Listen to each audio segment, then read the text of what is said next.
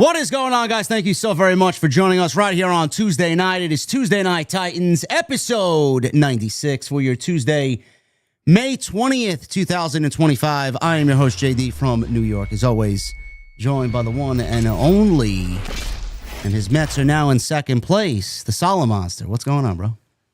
You know, not only are the Mets in second place, but the team that they're facing right now, as we are speaking, apparently their pitcher, I guess, was kicked out of the game. I mean, I was only half paying attention to what was going on. So they've had somebody out of the bullpen pitching for them, and they're still beating us. Is that so? Yeah. Yeah.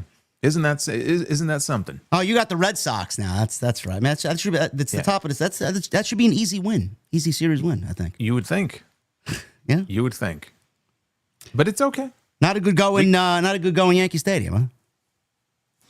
We got one. We got one during the series, so it's something to hold on to, I guess, right? But look, everybody goes through their rough patches, you know, as a Braves fan, right? You go through these rough spells, and then hopefully you come out better for it on the other end. Well, supposedly the Braves got the best record in baseball since April 17th.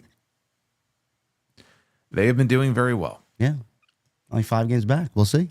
I don't know. Good. It'll make things a little more interesting. I know. Well, listen, I think you and I can both agree on something. Fuck the Phillies. I can't stand them. Oh. As long as it's us two at the end, that's the way it should be. Fuck the fanatic is what I say. Yes. It is us every Tuesday, and we thank you guys for joining us here on episode 96. We are 4 episodes away from the great number 100. So thank you guys for a tremendous showing here on Tuesday night. The TNT Centennial. Yeah. Yes, it is indeed. And we have a new T-shirt coming out to commemorate and celebrate and just celebrate with you guys as far as the success of this show. You guys are awesome. So we got some brand new TNT merch, a nice little piece that I got one of our VIPs working on. So that's going to be coming in the next couple of weeks. I just got a DM from him. He says he'll have a preview for me, hopefully by the end of the night. So that is exciting stuff. So thank you guys for everything. Last week's show was tremendous. We did near 48,000 views on the show. And for the first time, you know, now a lot of people are like, man, I love listening to you guys, but you know, 3.5 hours, almost 4 hours every week. It's like, I get it. I get it. We don't really plan for that to happen. But I did include timestamps. So if you guys want to go and look at anything on the show and listen to anything on the show, timestamps will now be available, man. It takes a little bit to actually get out there and put it in the description because I have to go back and listen to everything we talked about and then timestamp it. So for you guys, it's worth it. So thank you guys for everything. Last week's show was great. Tonight, we got another great show lined up. We got AEW Collision being taken off the air because The Rock needs to have his paws into more than one company, wrestling company, that is. It's not really his fault, but, you know, the going meme is let's blame everything on Dwayne. Collision taken off the air. We'll talk about that. We got NXT Europe supposedly becoming a reality after almost, 2 years of hearing that this thing is going to get off the ground? Oh, longer than that. It's crazy. So I mean, they were talking about that even before the pandemic. It's crazy. NXT Europe possibly coming. We got more on Sabu's death. RVD and Taz sat down and had a great listen, a great podcast talking about the passing of Sabu. We got CM Punk and John Cena plans. We got Double or Nothing this weekend. We got Saturday night's main event this weekend. We'll go over Monday Night Raw and some things that happened on SmackDown, which I thought was actually a better show than Raw, to be quite honest with you. So we got a loaded show. And again, thank you guys very much. Couple of ways you could support. Number one, super chats. They're going to be open till the end of the show. You guys can get them on in. I know you guys love having fun with that at the end of the show, so do that. It's the best way to support. Thumbs up is also a great way. We love being in the algorithm. So the more you guys hit the thumbs up, the better off it is for the show. And if you guys want to go and find us, you guys know where to find me. Everything's linked down below, but also down below is where you can find Jason. So that's Twitter, Instagram, and the YouTube channel for the Sound Off. So go and seek him out wherever he is available. I think that's everything. Where you want to go, man? What do you want to talk about? I think we should go to AEW land. Oh, boy. Yeah. The land of eliminators, bro.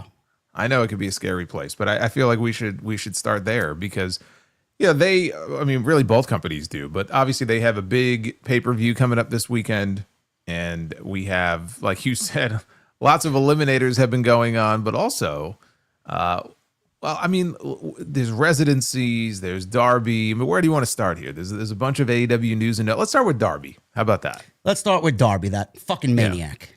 Yeah. Darby, you guys know he climbed Mount Everest, and it was a wild expedition, even in thought. But if Darby was going to do anything, you know, Darby was going to climb Mount Everest if it fucking killed him. And luckily, we now have news, Jason, that he's reached the top of Mount Everest. And the AEW flag has been planted at the top of Mount Everest. And Tony Khan somewhere is over the fucking moon. So you know what this means? You know what this means now? It means he's going to be the new AEW World Champion. Well, besides that, though, it means WWE now has to send one of their talents up into space so they can plant the WWE flag on the moon. Who's that? To one up Tony. Who's that going to be? I don't know. Who do you think they would want to send up? They may as well send Cross. I mean, they're not doing anything with him on TV, so maybe they could send Cross and Scarlett up to the moon. Let's do it. Yeah. I think that's a good idea. Darby, he climbed Mount Everest, and he finally reached the top on Sunday, fulfilled his promise by bringing the AEW flag with him. He documented this accomplishment on Instagram, saying, and I quote, "Mount Everest Summit. What a ride at AEW for everything in life. Thanks to the amazing team at Adventure Consultants and the Sherpa squad, this shit was wild." Now, Allen's team began the climb last month, and their progress was tracked online by the company that organized the excursion. Back in December, he spoke with Flickering Myth and revealed his motivation to embark on such the expedition. He says, "That's why, like Mount Everest, is so peaceful.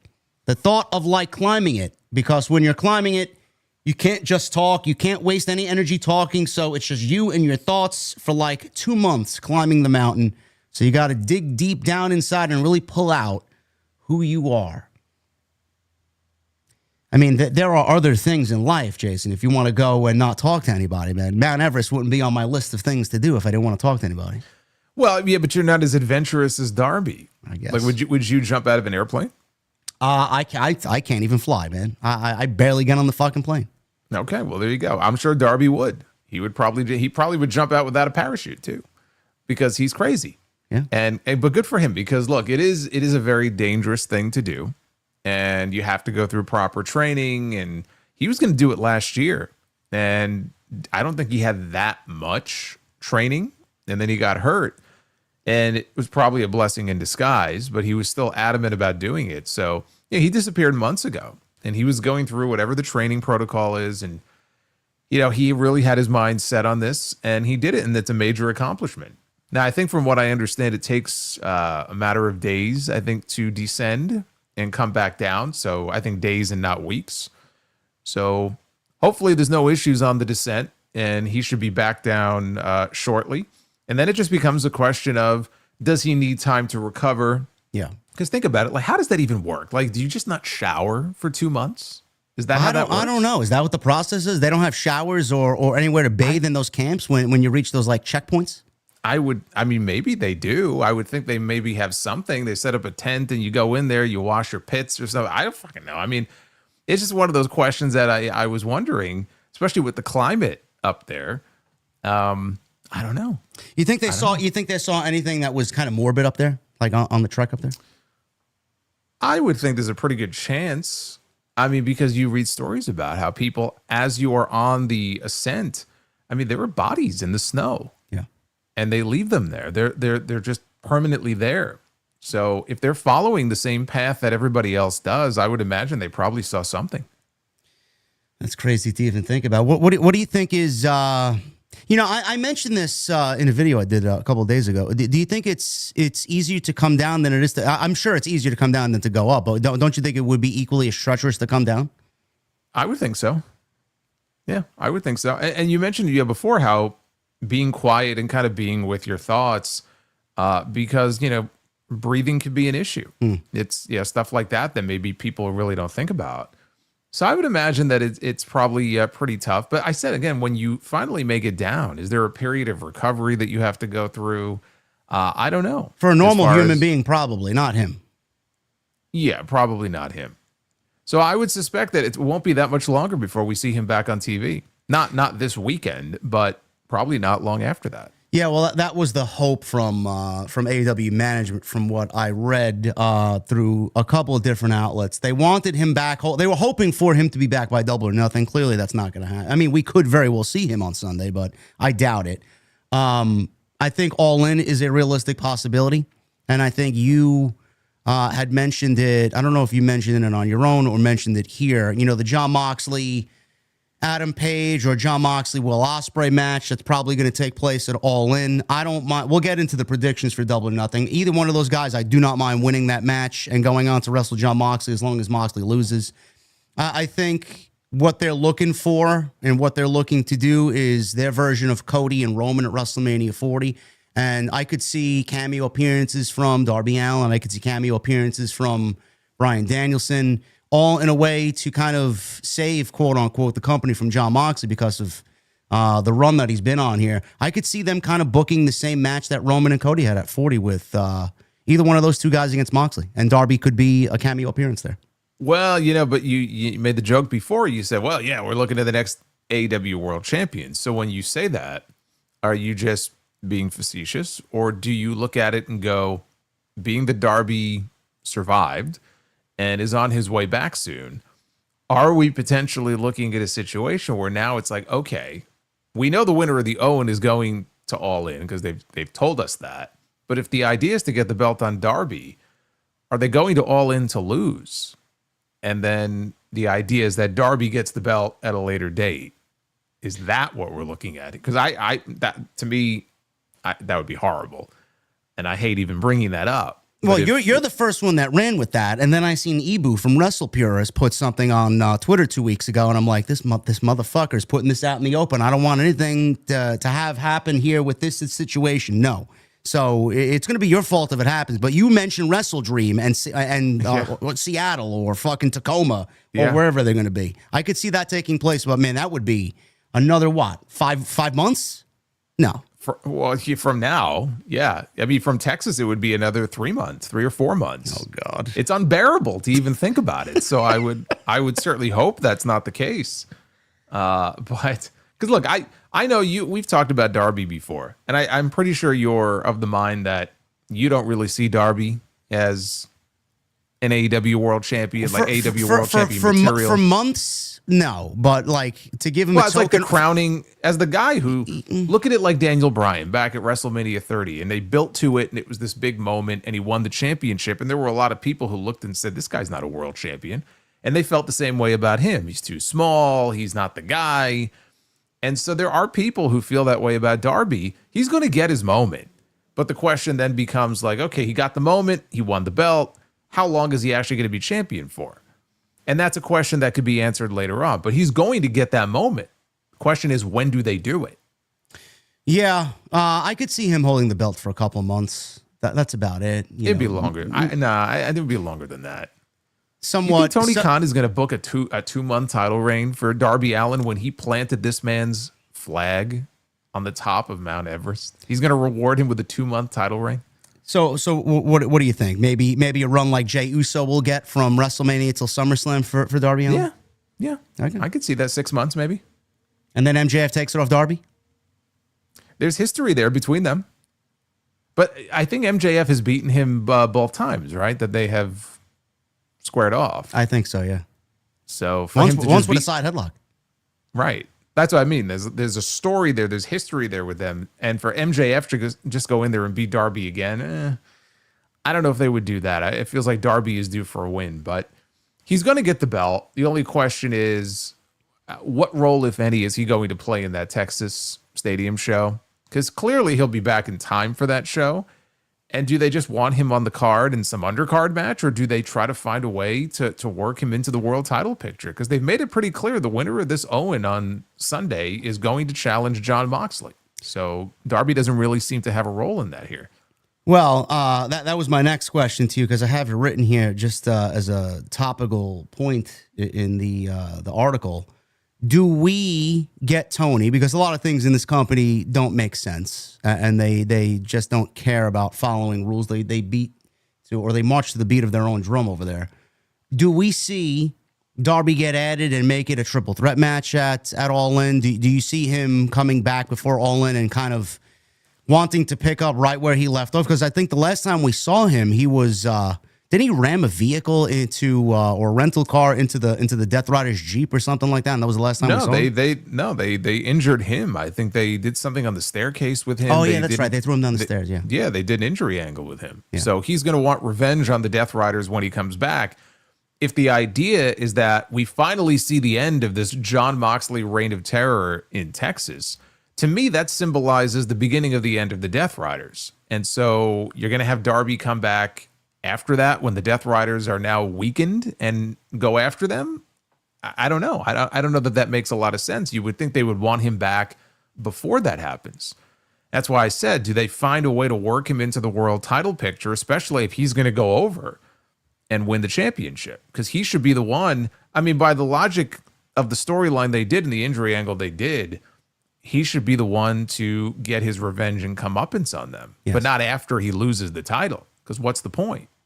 That makes no point at all. No sense. So yeah, that's the latest with Darby there. I don't know what they're going to do. If they do add him, I do think it takes a little bit away from the Owen, and I would not want to do that, because you want this tournament to be something that everybody wants to be a part of and wants to win. And then if someone wins and then you just add Darby into a world title match or make it a triple threat match, like, what's the fucking point of winning the tournament? You go through this whole like grueling tournament and you finally win and you get your title shot. It's like, yeah, we're just going to add this guy because he climbed a mountain. So we're just going to add him. Like, oh, okay.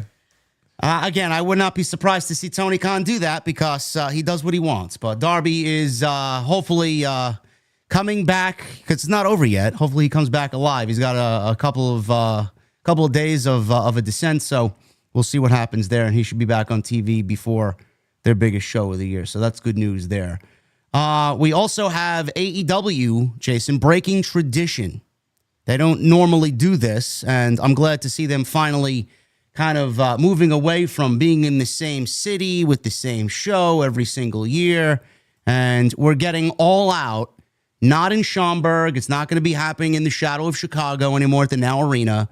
It is going to be Toronto that gets All Out for the first time, as this was announced today. The Scotiabank Arena in Toronto, which AEW's hosted a few shows there in the past, so it's not a completely new venue. No, I mean, they did a Forbidden Door show there a couple of years ago, did over $1 million gate. Yep. So they've had some success in that building. I think the last time they ran that building was Dynamite last year when they did that Adam Copeland Christian Cage match. Yeah, they drew a good crowd there too. It was like 7,000 people. Yep. So yeah, the Scotiabank Arena in Toronto will host All Out. That's September 20th. And the official press release states that tickets are going on sale Monday, June 2nd. So if you guys want to go jump on that, there you go, AEWTix.com.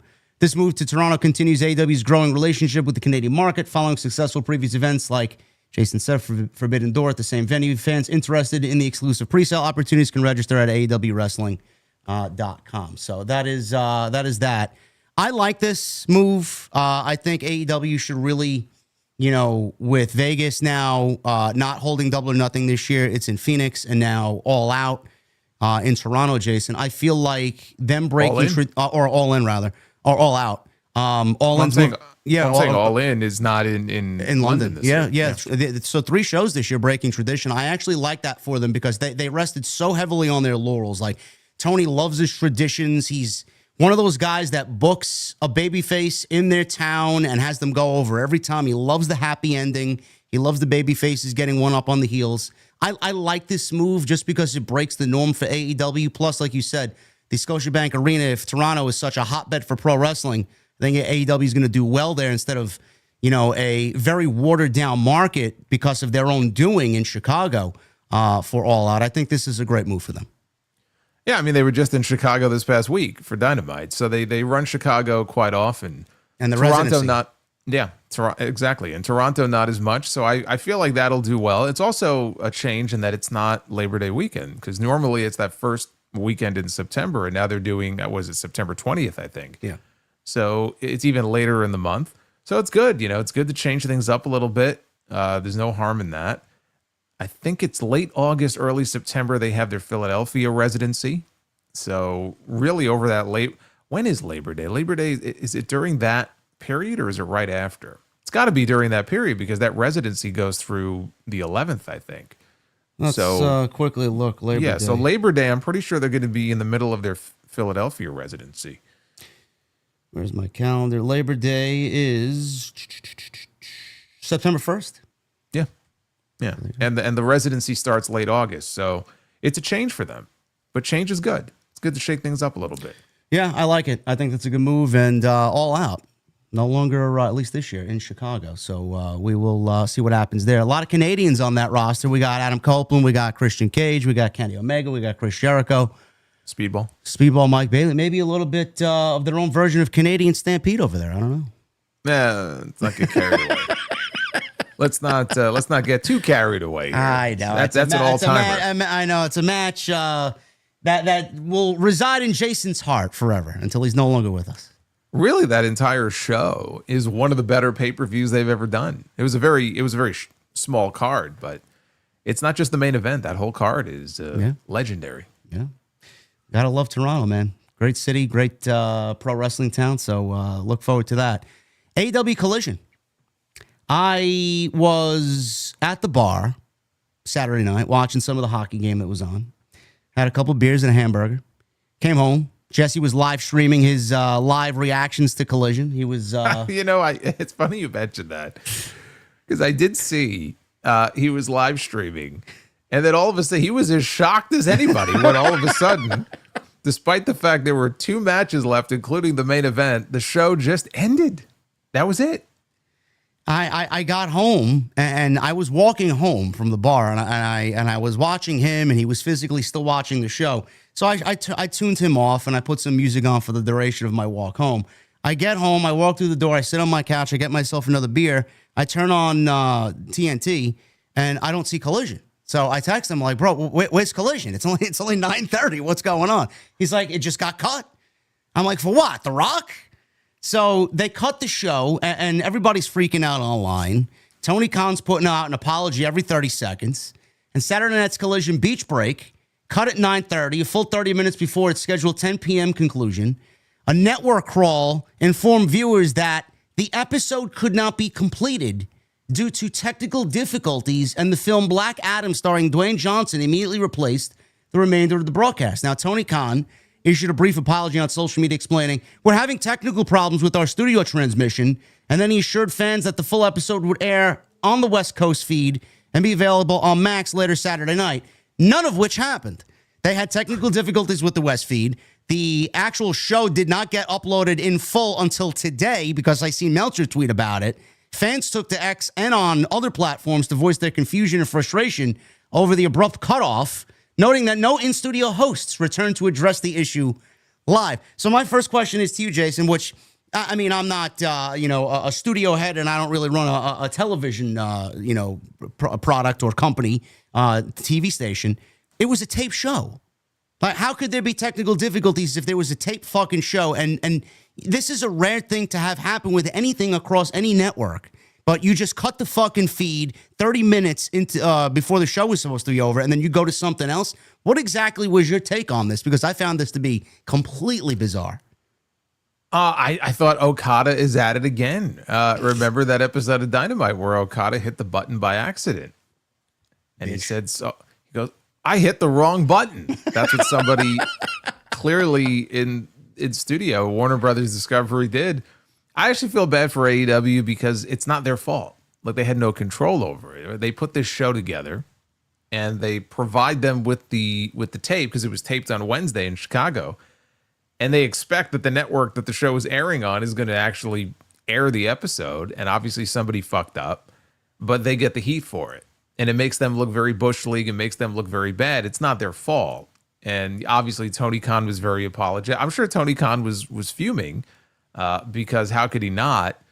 I think it's a good thing, at least, because they did a tribute on the show to Steve Mongo McMichael because they were in Chicago. And I watched that. It was on stage. Tony Schiavone was leading it. It had Mongo's wife. They had Ric Flair out there because he's evidently still under contract to AEW. So it was a nice thing. They had Dean Malenko out there. And it was a very nice tribute that they did. And I think it was right after that they went to commercial. And that's where the show cut off. Can you imagine if it cut off in the middle of the fucking tribute? Like how much worse that would have been. So It's too bad. I mean, look, I'm sure you're devastated. You didn't get to see Wheeler Yuta against Powerhouse Hobbs. Oh, I know, man. My weekend was fucking completely destroyed, bro. I know you're devastated. And then they had a tag team main event that was actually important because the winner of that tag team match became #1 contenders for the tag team titles this Sunday at Double or Nothing.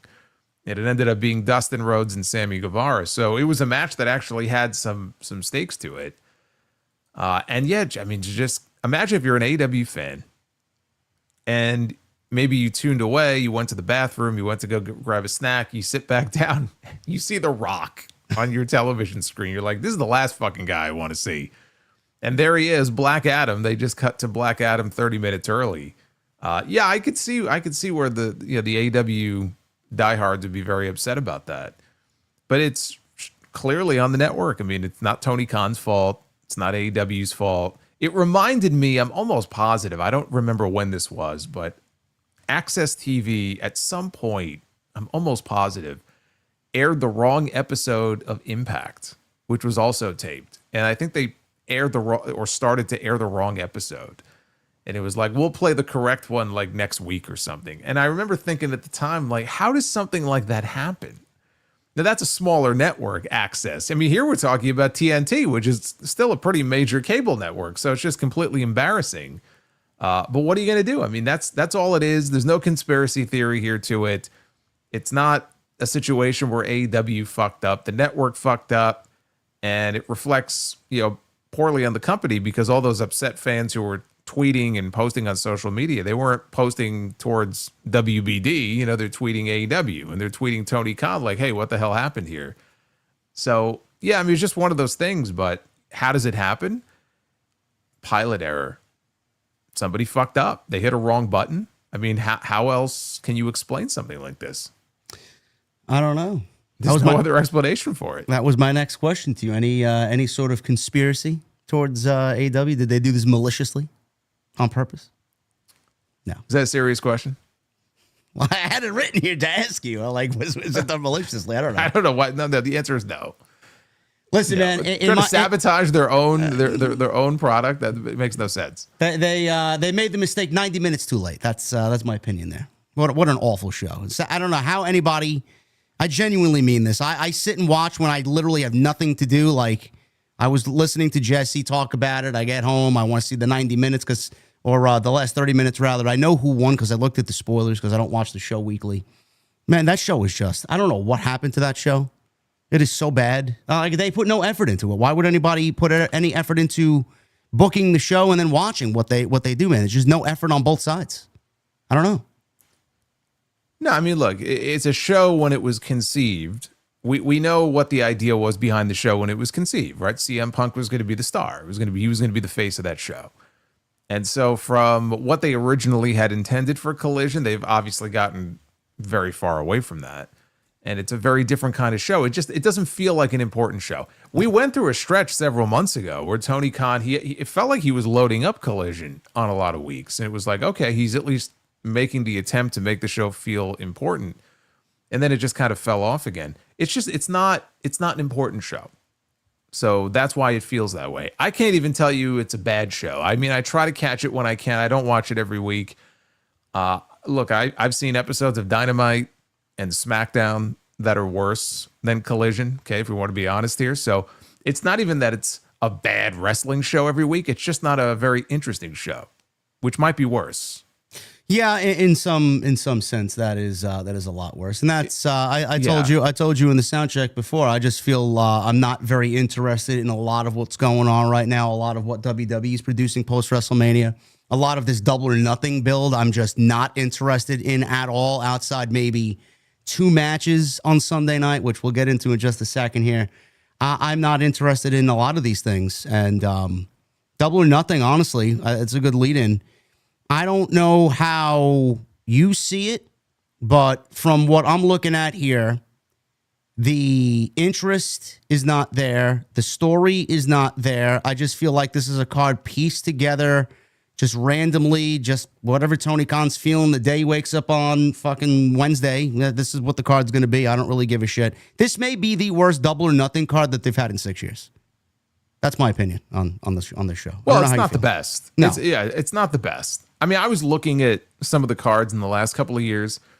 I don't know that I'm prepared to say it's the worst looking card. It's definitely not one of their best. And there are matches on the card, the Ricochet match, the Women's World Title match. I mean, you could find matches on there that really do feel just slapped together. There are other matches where there is story going into it. Obviously, we have the 2 Owen Hart matches, which honestly, those are the 2 that I'm looking forward to the most. And those are just 2 tournament matches. It's not even like some kind of long-term story that's been building for months or anything like that. It's the Owen matches, and those are the 2 matches I happen to be looking forward to more than anything else on the entire card. So, yeah, this is not a double or nothing card that has me excited about Sunday, but I also look at the card and think, okay, this is also one of those shows where my expectations are not terribly high, but quality-wise, it could still turn out to be, a hell of a show when you really look at some of the matches that are on the card. But yeah, I can't say that I'm sitting here like, man, I'm super excited for Double or Nothing this Sunday. This used to be one of their top shows of the year, and it doesn't feel that way. No. This doesn't feel like, this was one of their tentpole shows. It feels like this is sort of a dress rehearsal for Texas. We all know all roads lead to All In, their big show in July. And I don't know if that has anything to do with the fact that this show feels a little blasé. I don't know. Because again, All In usually is in August. And this year it's a month earlier. And everything is building to that one show. But the card they put together here, just going into it, yeah, it doesn't have me terribly excited. But some of the matches, have the potential to be show stealers, and match of the year candidates. So you hope you at least get that much out of it. I mean, we'll go through the card here, but there's still time for them to add more. I'm 100% sure they will be adding more matches. So what we're going over here tonight, I assure you, is not the entire card. No, it'll more than likely be doubled. Sadly, from what we're going to mention here. Called Double or Nothing. Yes, don't give them any more ideas. Mark Briscoe, he has a match, and he will be going one-on-one with Ricochet. Now, the reason why this match is taking place is for no reason at all, but what we saw on Wednesday when Ricochet had a match, a very good match with Zach Gowen on Wednesday's Dynamite, and Briscoe came out to make the save because Ricochet wanted to do a post-match attack on Zach Gowen with his, I think, the prosthetic leg. So this match is not just a standard one-on-one match; it's a stretcher match. So there's a stipulation to this, and I seen some people saying that this is kind of like an ode to Sabu stretcher match. It is, yeah. No, it is. It is because Sabu, and I like the fact they're not kind of throwing it in our face, but it's clear that it is because there was a famous stretcher match between RVD and Sabu in ECW. And it just so happened, guess who was in the building that night at the ECW arena? Tony Khan. He was a young 13-year-old fan that night in the building. It was the same night Chris Jericho wrestled his last match at ECW. So I'm sure for him, Sabu just passed away. This is sort of an homage, to him. This is his way, I guess, of sort of paying tribute to him, which is fine. These two had a match on TV last month that Briscoe won. And Ricochet, and I think we're kind of in agreement on this, which is that Ricochet, he has grown into, a very serviceable heel in AEW, but one who just feels very directionless right now. Part of that may be the fact that they look like they were starting something with him and Kevin Knight. Kevin Knight is away right now. He's in Japan doing the best of the Super Juniors, which is not going to be over for another couple of weeks. And it just felt like they really don't have anything for him to do. So we'll kind of fall back on the Ricochet, Mark Briscoe stuff just to give him a match on the show, because were it not for this, what the hell would Ricochet be doing this Sunday? Yeah, you're correct. Kevin Knight was the direction. They may be saving that for All In, for all we know. Briscoe, he's such a quality performer that I just feel bad. He's in a tournament. He's there to lose. He's in a match like this, in a feud, he's there to lose. He's just there to put people over. He's never, he's always the bridesmaid, never the bride type of deal. Ricochet, I think we can agree, needs this win. His work on TV has been really good. He's always been a great wrestler. I've always loved the way he came off as an in-ring performer. His gimmick was a much needed change for his character in AEW because they have, and I always say they got 1,000 ricochets over there before he came in. He needed to stand out on his own. He has done that, and he's done it very well. I don't like his social media persona. I think it's kind of cringe, but you take that away, the guy's doing some great work.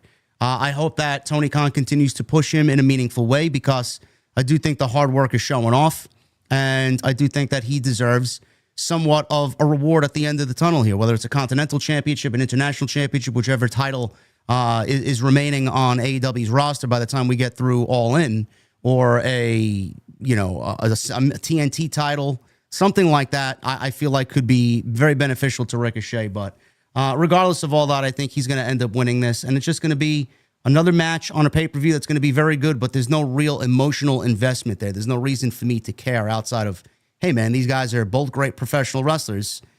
One's going to win, one's going to lose. Let's move on to the next one. That's it. We've been getting that a lot lately, and I feel like I'm just burnt out by that aspect. You know what I mean? Yeah, I mean, it's a fine undercard match. It's nothing more than that. I mean, Mark Briscoe is one of the more beloved personalities on the show. Like you said, he doesn't win the big match very often, but the people do love him. So there is that. And it's an undercard match. It's a way to get both guys on the show because they don't really have anything better for them or for Ricochet at the moment to do. So, and that's too bad, but that's why we're getting this match. And I agree, Ricochet should win. Again, Briscoe won their last one. Ricochet, I will point this out. In 6 pay-per-view appearances, he is 0 for 6. So if anybody is due for a win, it is Ricochet. I'll tell you what, he's 0-6, but he's had some of the best matches that AEW has had since he joined the company in those 0-6. That triple threat match with Ospreay and Takeshita, and then the match with Swerve at Revolution was fucking unbelievable. Yep. And there was a triple threat that he was involved in. Was just the last show, right? Omega and Speedball. Yeah, so, that was a great one too. Yeah, he's had some great matches, but he needs this win. Yeah, definitely. Timeless, Toni Storm, the AEW Women's Champion. She's got an opponent on Sunday night, Jason, and it is Mina. The lovely Mina Shirakawa is back full-time with AEW. This one pisses me off. Not because we're getting the match. It's because AEW just doesn't learn their lesson. Now, what I mean by that is they blew through Tony and Megan Bayne. It's like Megan Bayne showed up. She blew through a couple of women. She got a title match. It was a competitive match where Tony barely escaped, and she beats Megan Bayne with, a fluky flash pin, and that was it.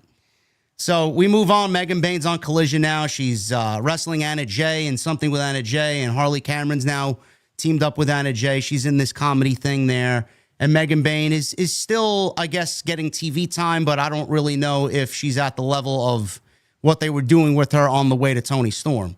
So they ran through that match, and I don't know when or if they're ever going to go back to it. Hopefully, maybe one day soon. I don't know. Now they're doing the same thing, Jason, with Mina. Mina just got here, and she just showed back up full-time on Wednesday, and she won a fatal 4-way eliminator match. And now she's getting a title match against Toni Storm at the pay-per-view. So they're basically committing the same mistake willingly with what they did with Megan Bayne here with Mina. And I have to ask, Megan Bayne loses, where does she go? To the back of the line, and who the fuck knows if we're ever going to see her in a championship opportunity again. Same thing with Mina. She's going to lose this because there's nobody that believes Tony's walking into All In without the championship. So Mina loses, where does she go? The only thing for these women to accomplish in this company is to go after Toni Storm. And that's the highest peak of the mountain here for the women in AEW. You lose, where do you go? Like, you're giving everything away so quickly, it's tough to invest in these matches and these women. Why are they doing this so recklessly creatively with the women especially? It's more prominent than AEW. It is very noticeable that this was her first match, Mina's first match in AEW as a full-time performer and member of the roster. Because she's in now. She's left Stardom. She's moved, I think she's moved to the States. She's full-time now in this company. And her very first match in, she pins the champion, and she's getting a world championship match. That's very, very quick. It's a little too quick. And I agree. It's like they didn't really learn the lesson of the Megan Bain thing, where it felt like maybe this is too much too soon, and unless they have a real solid plan for her coming out of this match, it just feels like a mistake. It does make me wonder if maybe Mariah May is going to factor into this, because everybody is assuming that Mariah May is not going to be back on TV. She's as good as gone when her deal is up. Maybe she is, maybe she isn't. But the belief is that she has many more months left on her deal. Who is to say that we don't see the return of Mariah May this Sunday? Because her best friend just joined the company full time. I mean, obviously she has the history with Toni Storm too. So when I say Mariah may show up, who knows what she may do? She may go after Toni. She may go after Mina. She may go after both of them. But you have to at least consider the possibility that we could see a Mariah May appearance on Sunday, and she may factor into the finish of this match in some way, or Mina loses and then Mariah shows up, and that kind of makes people forget about what they just saw, and then Mina at least would have something, some kind of story, partnership, feud, whatever it may be, coming out of this show. Because otherwise, this just feels to me like Toni beats her, and that's it. Welcome to AEW. So, I mean, I don't hate it. I don't know. They would have to book it in a, I don't want to say, I guess want to say different way, because it would be Mariah coming back for revenge on Toni, and Toni did that already to Mariah. How do they book Mariah getting revenge on Toni? Mina, obviously, they never really kind of fleshed that story out. I mean, they introduced them together, and there was a little thing with them, a little back and forth with them. They never really kind of fleshed that out. Well, I could see Mariah taking care of Mina first, and then focusing her attention on Toni. And if we really are getting Toni Storm versus Mercedes, which you and me feel the same way, we're both hoping Jamie Hayter, but I don't think there's any reason to believe Mercedes isn't walking into All In with the number one contendership there. I think the possibility of Mariah staying is probably higher now than it was maybe a couple of months ago or a couple of weeks ago. I feel like if Mariah is staying with the company, if we do get that Mercedes and Toni match, I don't want to see either one of those ladies be pinned clean, because I feel like Mariah being interjected into that, costing Toni the championship, would be the ultimate revenge there, and would only further their storyline. And maybe we see a faction forming or some type of partnership with Mariah and Mercedes. I don't know. That could be a different take on, or a different spin on things in a different direction there. It could be. And again, when I say Mariah may show up, I don't necessarily look at it and think that if she comes back, it's right back to her and Toni again, because it felt like they put a period on that, with the Hollywood ending thing. But again, maybe she shows up and they shoot it in such a way where it's a way to get Mariah back on TV and involved with Mina in some way, because she was feuding with Mina as well. It felt like they were friends who had a falling out. Doesn't mean you can't reunite them and get them back together though. And maybe they work together as a team. So I don't know exactly what the idea would be, other than if Mariah does come back, I'm almost certain that there would be some sort of interaction there with Mina. So the idea would be to kind of get them off in a certain direction, not just to rehash Toni and Mariah. Because again, unless Mariah is just going to beat Toni, I don't really see the point in going back to that well when we know where Toni is headed in 2 months. There's really no point in going back to her in a feud with Mariah. So I'm not saying that. But as far as, the finish of the match, yeah, it's going to be a Toni Storm win. Does anybody believe Mina Shirakawa is going to walk out with the championship and Toni Storm is going to walk into Texas and do what? Nothing. If she's not the champion, then what does she do? She's the biggest star in their division. You could argue Mercedes because she's undefeated, but it's her and Mercedes. Those are your two big stars right there. She's going to be in a prominent role on that show. And if they didn't take the title off her to put it on Megan Bain, which they had the chance to do, then you don't take that title off this woman until at least July. All signs are pointing to that match. I know we could sit here and make a whole fucking show on Toni and Jamie Hayter is the ideal match, and Athena and Mercedes is the ideal match for the TBS championship. It's like, all right, one has disappeared into the ether, and Jamie Hayter, she's only there to enhance Mercedes on Sunday, so it's like, what's going on? They're booking this match, and that's the match that he wants. We've seen clues and breadcrumbs thrown about the last few weeks. It's like they want you to know what they're doing, and they're going to do it. I don't see them deviating away from that plan. Well, let's just talk about it now then. So we have two Owen Hart tournament finals matches on Sunday, one of which is for the Ladies' Cup, which is Mercedes Moné against Jamie Hayter, which is a first-time ever match. And I think will be a banger of a match. I think those two are going to put together something really fun because Mercedes rarely misses. I mean, say what you want to about her booking and how strong she's been portrayed, but rarely does she go out there, especially on a big stage like this, and have a stinker of a match. So I'm sure the two of them are going to have a great match, but my heart says Jamie, my head says Mercedes. And since we're doing predictions on what we think is going to happen, I have to go with my head. My head says Mercedes wins and goes to Texas to challenge for the Women's World Championship. Yes, Mercedes is going to win. Mercedes beat Julia in the first round. Then she beat Athena, and now she's in the finals. Jamie Hayter, she beat Billy Starks, and then she beat Chris Statlander. So that is the match on Sunday. Mercedes is absolutely going to win. What Jamie Hayter does going into Texas, nobody knows. She probably won't even be on the fucking card.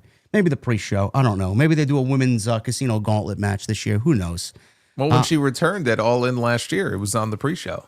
So yes, and I complained about it then, and everybody flamed me on social media. I didn't hear them in the weeks following when they did nothing creatively with her. So she can make her return to the pre-show. That's exactly what's going to happen. Mercedes is going to go on to All In. Until they prove otherwise, Mercedes is just going to win everything that she's in. And she's going to be, she did lose a belt, but that doesn't mean she's going to, remain without a belt. They'll go right back to 4 belts, Mercedes, because she's going to win the World Championship at All In. Well, I don't want to make predictions on that match yet, but just the idea that she will be in that spot, it just seems increasingly likely that is going to be the case. The other Owen is the one match I'm looking forward to most, all Double or Nothing. It is Adam Hangman Page and Will Ospreay. This is going to be one of the best AEW matches that we get all year, and I am very much looking forward to it. This, Jason, I feel like I love both of these guys. I love Page. I lobbied for Page. Everybody knows that listens to me on Wednesday. I've lobbied for Page to even main event last year's All In with Swerve. They didn't go that direction because Tony Khan wanted Bryan Danielson and Swerve, which, I mean, for what it was worth, it was probably one of the best matches that AEW's ever done, one of the best main events they've done, and one hell of a moment last year at Wembley. So I don't really want to knock the main event too much just because it wasn't my preferred choice. But the reason why I was so hard on it and the reason why I've been so opinionated on it is because of what they did in the aftermath. Bryan didn't have a good title run. They did the Moxley thing at Wrestle Dream, and I mean, it just went nowhere. And now it's degenerated into what we see now. And it's just looking back at it, I'm like, you just should have gave it to fucking Page, man. Should have gave it to Page. They did nothing with Page in the aftermath of last year's All In. Jeff Jarrett and just kind of floating around there and trying to find himself. Christopher Daniels. They didn't do much with him. Now we're looking at a completely different way that they've been creatively booking both guys. And now they meet for this huge match on Sunday night. I would not mind either one of these guys win. If Ospreay won, fine. I'm okay with it. Hangman wins, I'm fine with it. The one thing I like about this, Jason, and I'm interested to see your take on it, we look at all this card. Hurt Syndicate, we'll talk about in a little bit. They're defending the tag team titles against Sammy Guevara and Dustin Rhodes. Fucking predictable as the sun is going to shine tomorrow. Or in this case in New York, no, it's going to rain all day. Tony Storm and Mina, very predictable. Mark Briscoe and Ricochet, very predictable. AEW's got this thing about booking predictable matches. Even though they are good matches, they are just super predictable. This one, the one thing I like about this entire show Sunday is that this match could go either way, and this is probably one of the more unpredictable matches that Tony Khan has booked on a pay-per-view. I don't know who is going to win this, but if I had to make a prediction, because we're doing predictions, I'm going to go Will Ospreay. And I'm going to stick with my original prediction from weeks ago. I think Swerve and Hangman kind of team up and go after the Bucks at All In. I think that's the way that they're going to go. Yeah, this has been Will Ospreay's tournament to lose, from the moment it started. And I don't feel any differently now than I did at the beginning of all this, because it just feels like the backstage segments that they've had, off and on, where it feels like Hangman has been almost trying to apologize to Swerve for the things that he's done before. And Hangman encountered Prince Nana that one time. Like, there's something coming soon involving Hangman and Swerve, and it's not another match where they face off against each other. So it seems pretty clear where that's headed. And so he'll have his own story for Texas. Will Ospreay will have his, which is, I think, in the main event, trying to be, Captain America, basically, for AEW, trying to end this nightmare and take the championship away from the Death Riders. So I think Will Ospreay wins, and Will Ospreay goes to the main event of All In. I agree. And I agree that I like the unpredictability factor here, because it could conceivably go either way. And I would not mind if it went the other way. That's fine. I would happily see Hangman, the cowboy rides into Texas and he tries to be the savior of the company, because if it were up to me, he would have had that championship on him when he was still a heel many months ago. Yes, I agree. And they didn't go that way. Now he's back to being a babyface. Maybe it works even better this way, but I still feel like this is Ospreay's to lose. Yeah, the men's own was very good this year. Will Ospreay beat Kevin Knight in the opening round. He then went on to beat Konosuke Takeshita in fucking an unbelievable match in the semifinals, and then he finds himself in the finals on Sunday. And then Hangman, he wrestled Josh Alexander, and then he wrestled Kyle Fletcher. So we got a very good tournament for the men's and women's Owen this year. So very interested to see what's going on there. The other matches that we have at the pay-per-view, we have two tag team matches that we've yet to talk about. One, Hurt Syndicate will defend the tag team championships. This is Bobby Lashley and Shelton Benjamin with MVP against the Sons of Texas, Dustin Rhodes and Sammy Guevara. It's nice to see that. It's nice to see that Ring of Honor, the Ring of Honor tag team champions. For those who care, I'm sorry. So technically, it's champions against champions, but only the AEW tag team titles, as far as we know, are on the line. Sure. Anybody's interested in that little fun fact there. It's nice to see that they dusted Sammy Guevara off from the last time we saw him. He hasn't been on Dynamite in several months. This was decided in the 30 minutes that did not air on TNT for Collision. All I have to ask is why? Why is this necessary, and why can't this be saved for maybe the follow-up show on Wednesday's Dynamite next week or on a Collision next week? Why does this need to happen on pay-per-view unless we get MJF doing something funny at the pay-per-view and something goes awry with the Hurt Syndicate? Because I do remember that MJF had a run-in with Dustin Rhodes when MJF was feuding with Jeff Jarrett. So I don't know if there's going to be lines crossed there. I don't want to get ahead of myself, but I mean, again, Jason, predictable. And I mean, if anybody cares about this, man, I'm quite envious because I don't have a single fuck to give about this match happening on Sunday. Well, I mean, you asked, why is this match happening on the pay-per-view? I mean, you can't minimize the fact that the Hurt Syndicate is one of, if not the hottest act in the company right now. I mean, they really are. They come out every week. They're treated like superstars. The fans look at them as superstars. They sing their song, right? They we hurt people over and over again. How are you going to leave those guys off your one of your biggest shows of the year, right? You want to have them on the show. I wish there was a better match for them because this one just felt like it came out of nowhere. I mean, it's better than sending them out there against Crew or whoever it was that was also in the running here for a tag team title shot. Instead of Leo Rush and Action Andretti, we're getting Dustin Rhodes and Sammy Guevara. Okay. So, yeah, the match, and again, it might be a good match, but the match doesn't really do much for me. We have to wait until tomorrow to see where this contract signing goes because the big angle that they shot last Wednesday was MJF getting the thumbs up from Bobby Lashley. So as far as we know, they want us to believe that he is now in the Hurt Syndicate and it will become official tomorrow night because they're going to have a contract signing. And then, of course, we saw the segment where MJF said, well, I want to have my lawyer, Mark Sterling, look over the contract first. And MVP was like, wait, he looked a little uneasy about that. And then he's like, yeah, okay, whatever, that's fine. So something is going to happen tomorrow. This is not just going to be, okay, well, the contract gets signed and that's it, everybody. MJF is in the Hurt Syndicate. Something is going to happen here. And whatever happens tomorrow could very well play a direct role in what happens on Sunday. In fact, I would be shocked if it doesn't play a role in some way on Sunday because otherwise, this segment tomorrow, this entire story, if it doesn't play into the Hurt Syndicate's matches and their tag team title defenses, then where does this go? What is the point of any of this?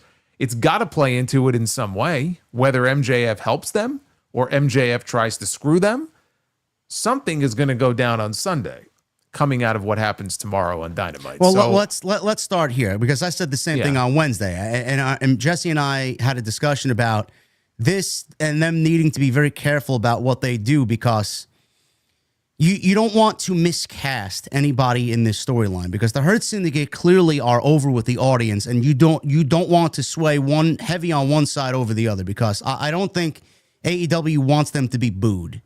So if they attack MJF and they fuck MJF over, they don't want who to get booed? The Hurt Syndicate? The Hurt Syndicate, yeah. The Hurt Syndicate, if they try to get them booed, they won't get booed. I understand that, but then if you attack MJF, who's kind of been playing the nice guy here and has just been fun-loving and just kind of almost, unlike MJF, genuine almost. He wants to be in the Hurt Syndicate. He's a fucking heel. I understand that, but people are going to emotionally attach, because at one point or another, someone in MJF's position, you've been there.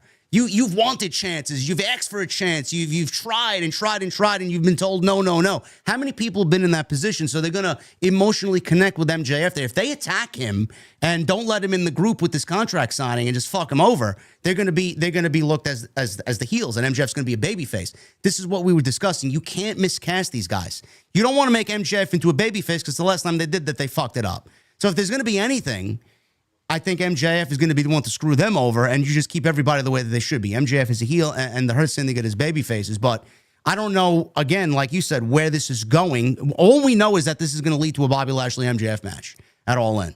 So what's in the contract? Is the contract stating that he's not in? Does he have to do something else to get in? Does Bobby Lashley ask for the Dynamite Diamond ring and MJF won't give it up? I don't know what's in this contract tomorrow.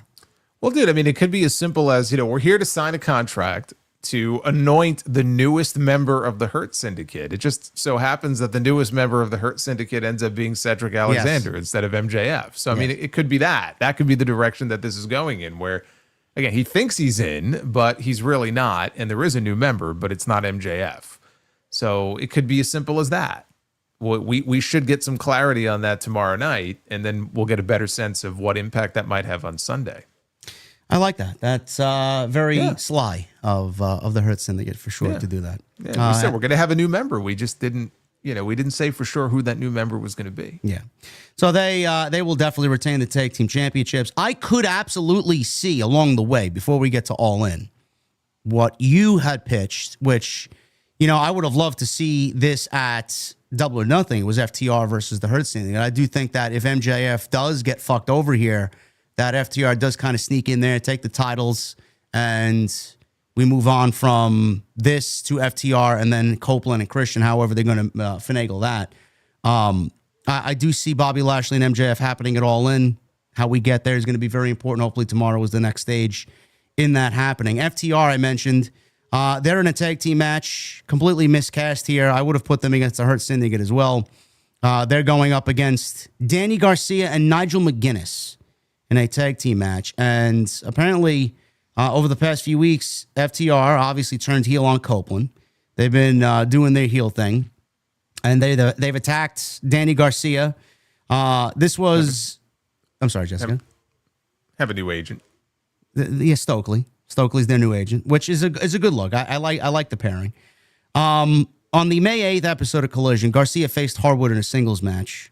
And Nigel McGuinness got involved after Harwood verbally got into it with McGuinness about his reaction to the letter FTR had given him and Tony Schiavone just a couple weeks before that. So all of these guys have been involved. Matt Menard's got in there. Danny Garcia, he's trying to stand up for himself. And I'll give them credit, Jason. They've been trying to build this on Saturday night only, and we've seen none of this on Wednesday. They've had consecutive weeks of story and television going into this. To some, it may feel like a payoff is needed at the pay-per-view, but if you don't watch Collision, you don't know any of this is happening. So they didn't really recap any of this on Dynamite, maybe once. But I could not bring myself to care about any of this. And I just feel like bringing Nigel out for another match is just kind of whatever after what they did with him and Brian at Arthur Ashe last year. FTR's heel turn I thought was very well done. I couldn't be bothered to give a single ounce of shit about Danny Garcia. Like, I just don't care about any of this. And I'm sure it's going to be a fine match because FTR doesn't have bad matches, but where do we find any care in what's going on here? I mean, not if you're asking me. I mean, not with me. I don't find any of this particularly interesting. Like you said, this has really been playing out on Saturday. So they've all been Collision Cowboys now for many weeks, and they have dedicated many weeks of television to this. And I think it was very telling when they had a segment on Dynamite last week that it just didn't sound like that many people really cared about it, because it hasn't been playing out on Dynamite, and it's not what I would consider to be a major story. This is going to be an FTR win. I mean, it has to be an FTR win. I don't know why it wouldn't be an FTR win, because they just went heel and they just gave them a new manager. So why would you beat them? Why would you have them beat no less by somebody? I know Nigel's, history, but he's an announcer. He's an announcer who's coming back into the ring, teaming up with Danny Garcia. There's no reason for FTR to lose this match, especially if there's a bigger match on the horizon for them in Texas. So I think the outcome here is fairly predictable. I am sure the match itself will be good, but I have not been able to bring myself to care, all that much about any of what they've been doing in this storyline. Just this particular story does nothing for me. It might do something for other people. They might find an interest in this. They had a segment on TV last Wednesday, and then Daddy Magic came out to do a run, and I'm like, I don't care. Yeah. It's just I don't care. No. All due respect to the people involved here, fine wrestlers, but the quicker they move on from this, the happier I'll be. So that's 6 matches. The 7th is the Anarchy in the Arena. And this is going to be the chaos that hopefully gets us very close or near the end to Jon Moxley's AEW Championship run. We don't really have set teams here. We don't know if it's going to be 4-on-4, 5-on-5, 12-on-12. We don't know what it's going to be. But Fightful says that there are many wondering who are slated for the actual Anarchy in the Arena match for Double or Nothing. So we were asking people within the company, they say, and it was intimidated to us that here's another match. This will be an 8th match. And I'll stop there, Mr. Khan, please. No more after this. Speedball Mike Bailey versus Kazuchika Okada could be slated for a Continental Championship match. Why? Fuck do I know? All I remember is seeing Mike Bailey chase Okada away from Wednesday's post-match segment in the steel cage match on Wednesday night. There you go, man. Enough for a match. There you go. So that's a possibility. Sean Ross Sapp says that it's a possibility that both of those guys could show up to make cameo appearances for the Anarchy in the Arena match later in the evening. So for the match itself, he said to expect Swerve, Kenny Omega, Samoa Joe, Powerhouse Hobbs, and Willow Nightingale. That would be 5 for the baby faces against Matt and Nick Jackson, Jon Moxley, Gabe Kidd, and Marina Shafir. So that's 5-on-5 as of right now. But the obvious difference here is, Jason, Willow and Marina, 2 ladies mixing up in this Anarchy in the Arena match with the men here. I'll start here. How does that play out on Sunday if that is the actual plan here? Because I find it to be a little weird. Are they going to be wrestling the men throughout the duration of this match? I mean, the AEW has dabbled in the intergender stuff here and there, but not in a full-blown match like this. Are they going to be solely, together and all you're going to see is Marina versus Willow in this thing while the men do their own thing? I think that would be kind of silly to not integrate them into the rest of the match. How is this going to play out? I mean, it's going to play out like the Anarchy in the Arena. So you're going to have everybody mixing, together, brawling all over the building. I think it's great. I think it's a great way to shake things up a little bit. The usual pattern and formula of these matches. I think Willow Nightingale is great. I'm a big fan of hers. Marina Shafir has never been in a big match like this before. So I'm less maybe excited about her involvement in the match, but Willow being involved, I think is great. And I think you'll get mostly an interaction between the 2 women, but you'll also have some limited interaction, I would guess, with the ladies and the men, and they'll do some big spots. It won't be a ton of interaction. There'll be a little bit of it. I think for the most part, you'll see the women kind of go off and do their own thing. Like some double team stuff, triple team stuff. Yeah. And there's nothing wrong with that. I think that's fine. I think Willow what did she do on TV last week? I think she did something with one of the guys. It was like a big spot or something. I mean, Willow's great. You know, she could pounce somebody off a platform or something. You know, they'll come up with some wild spot, I'm sure, for her to do. And we saw what she did in that match with for Statlander at All Out last year when they had that hardcore match that they had. So we know she could throw down, you know, with the weapons and all that kind of stuff. 5-on-5 to me is fine. I want to say, maybe you could double check on this, but I'm almost positive last year Anarchy in the Arena was 4-on-4. So we don't know if it'll be 4-on-4, 5-on-5, 6-on-6. 5-on-5 to me sounds perfect. That way you're not overloading it with too many people, right? That's 10 people involved. They're going to be brawling all over the place. You're going to probably have to have a split screen so we can keep track of what's going on. And I really don't think you need more than that, honestly. I think that would be a fine number. I like those teams, you know, that you just laid out there. I do think the heels are going over in this match. So whatever the heel team looks like, the mixture of the Death Riders and the Bucks and all them, I'm going with them for the win because I think they're going to save the babyface triumphs for July. I think everything is really building to those big climactic moments on that show. And I feel like, you know, we just had Joe and Moxley in the cage last week, and Moxley won that match with the assist from Gabe Kidd. But I just feel like even though it would be a big momentum building win for the babyfaces, I still feel like it's going to be a heel win at the end of the day. Well, keep in mind they got blood and guts still. Maybe I'm not really sure. Yeah, we assume that we're going to get blood and guts between now and All In. And it was 4-on-4 last year. It was the Bucks, Jack Perry, and Okada versus FTR, Bryan Danielson, and Darby Allin. Yeah. So 5-on-5, if that's what it ends up being, I really don't think you need more than that. If it's 6-on-6, whatever. But 5-on-5 sounds good to me. What do you think of the inclusion of Gabe Kidd here? Do you find it to be completely out of left field? Yes. I mean, a lot of people are trying to make sense. Listen, a lot of people are trying to make sense of this. I even thought with Gabe Kidd in there that we could see the reemergence of Eddie Kingston. That's still a possibility. I don't know when he's supposed to be back. I'm assuming he'll be back before All In. But Gabe Kidd was the one who put Eddie Kingston out with the leg issue. So a lot of people are like, well, they just replaced Pac because he's out with injury with Gabe Kidd, and the tie-in to Eddie Kingston could also come into effect. I find it to be incredibly random and how he just showed up out of nowhere. What do you make of this, and how do you feel about that?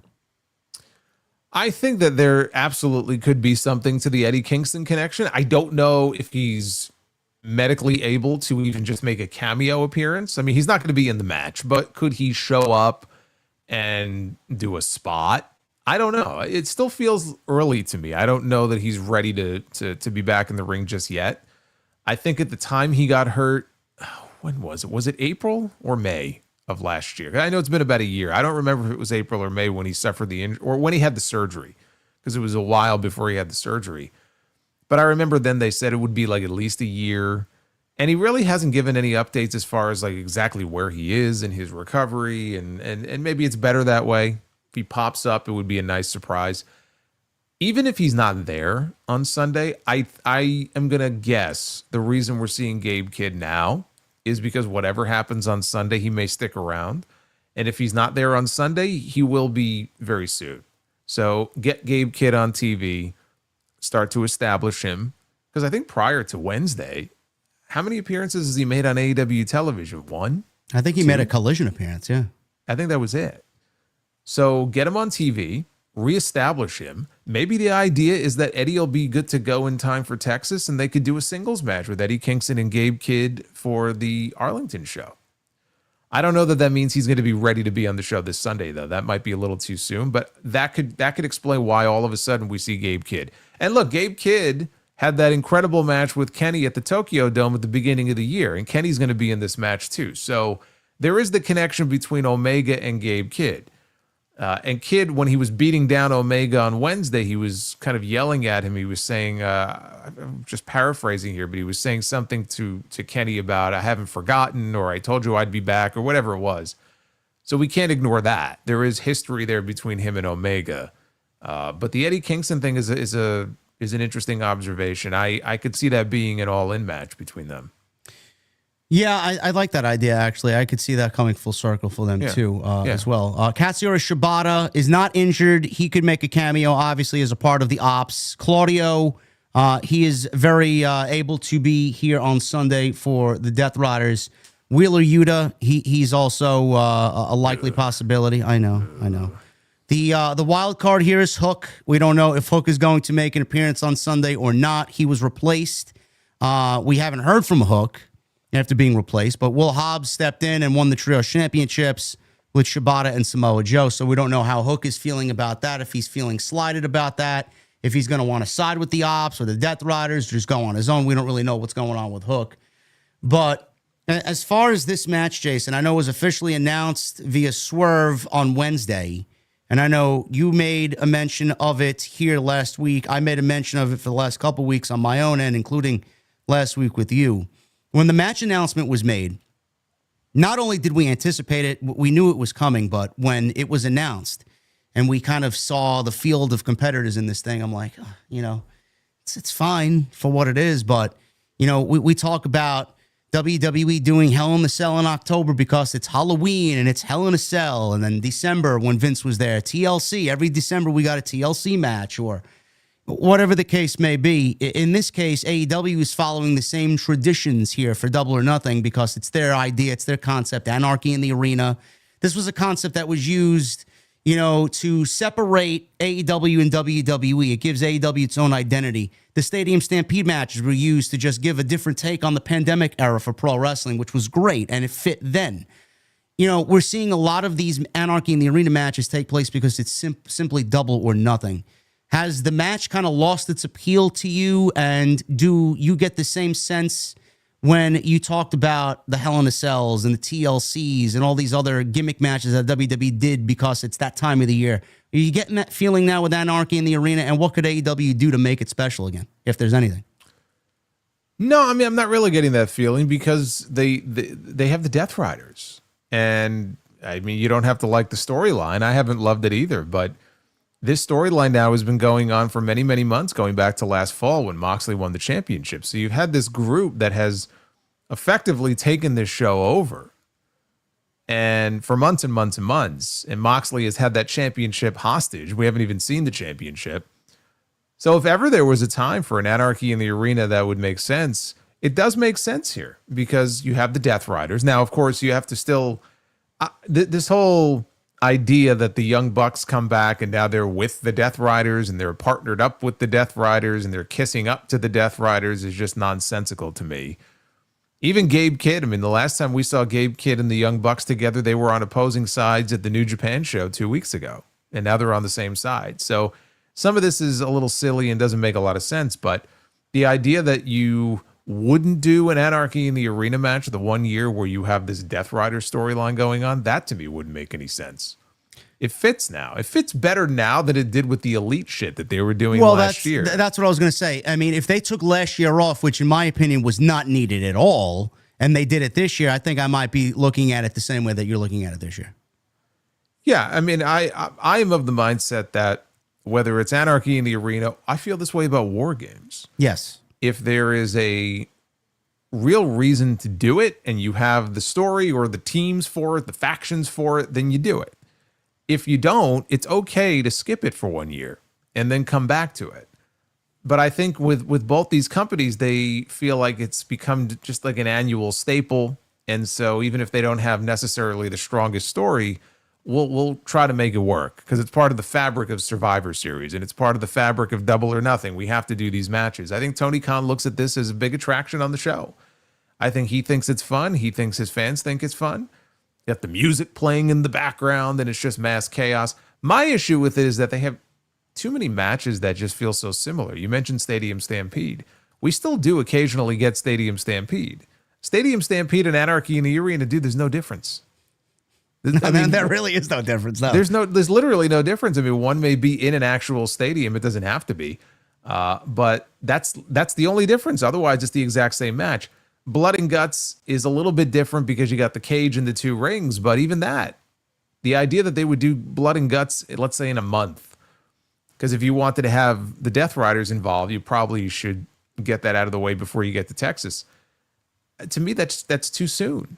You got to put some distance between these two matches. So I'm not even really all that enthusiastic about the idea of Blood and Guts in June, because it just feels like we just did Anarchy in the Arena.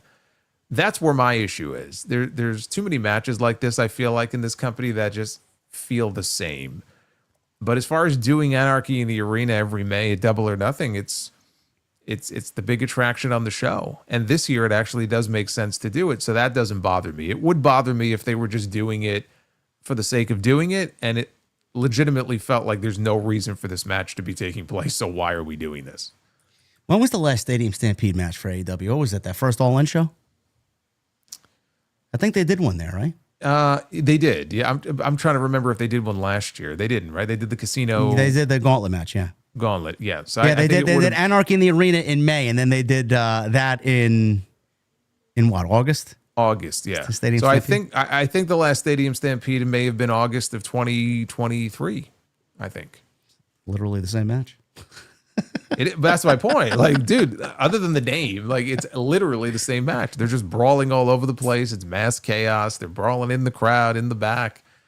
So, it's okay to have some separation here, between these types of matches. So the fact that they haven't done a Stadium Stampede in 2 years is a good thing. Yeah. I feel the same way about the War Games thing. I feel like, I said this on Wednesday, I feel like it's a little bit more difficult for a booker or creative team to book factions into these things all year round just because you got to get these matches out there. Anarchy in the Arena, War Games. It's like, you don't need to do that. You don't need to have these overwhelming faction warfares every year. I feel like it's just, again, rinse and repeat. It's more difficult to align factions together and put people in these groups and then develop turmoil over the course of 12 months. It's like... Well, I mean, look at what they're doing. Look, in WWE right now, the Bloodline and the Judgment Day, these two groups are shells of what they used to be.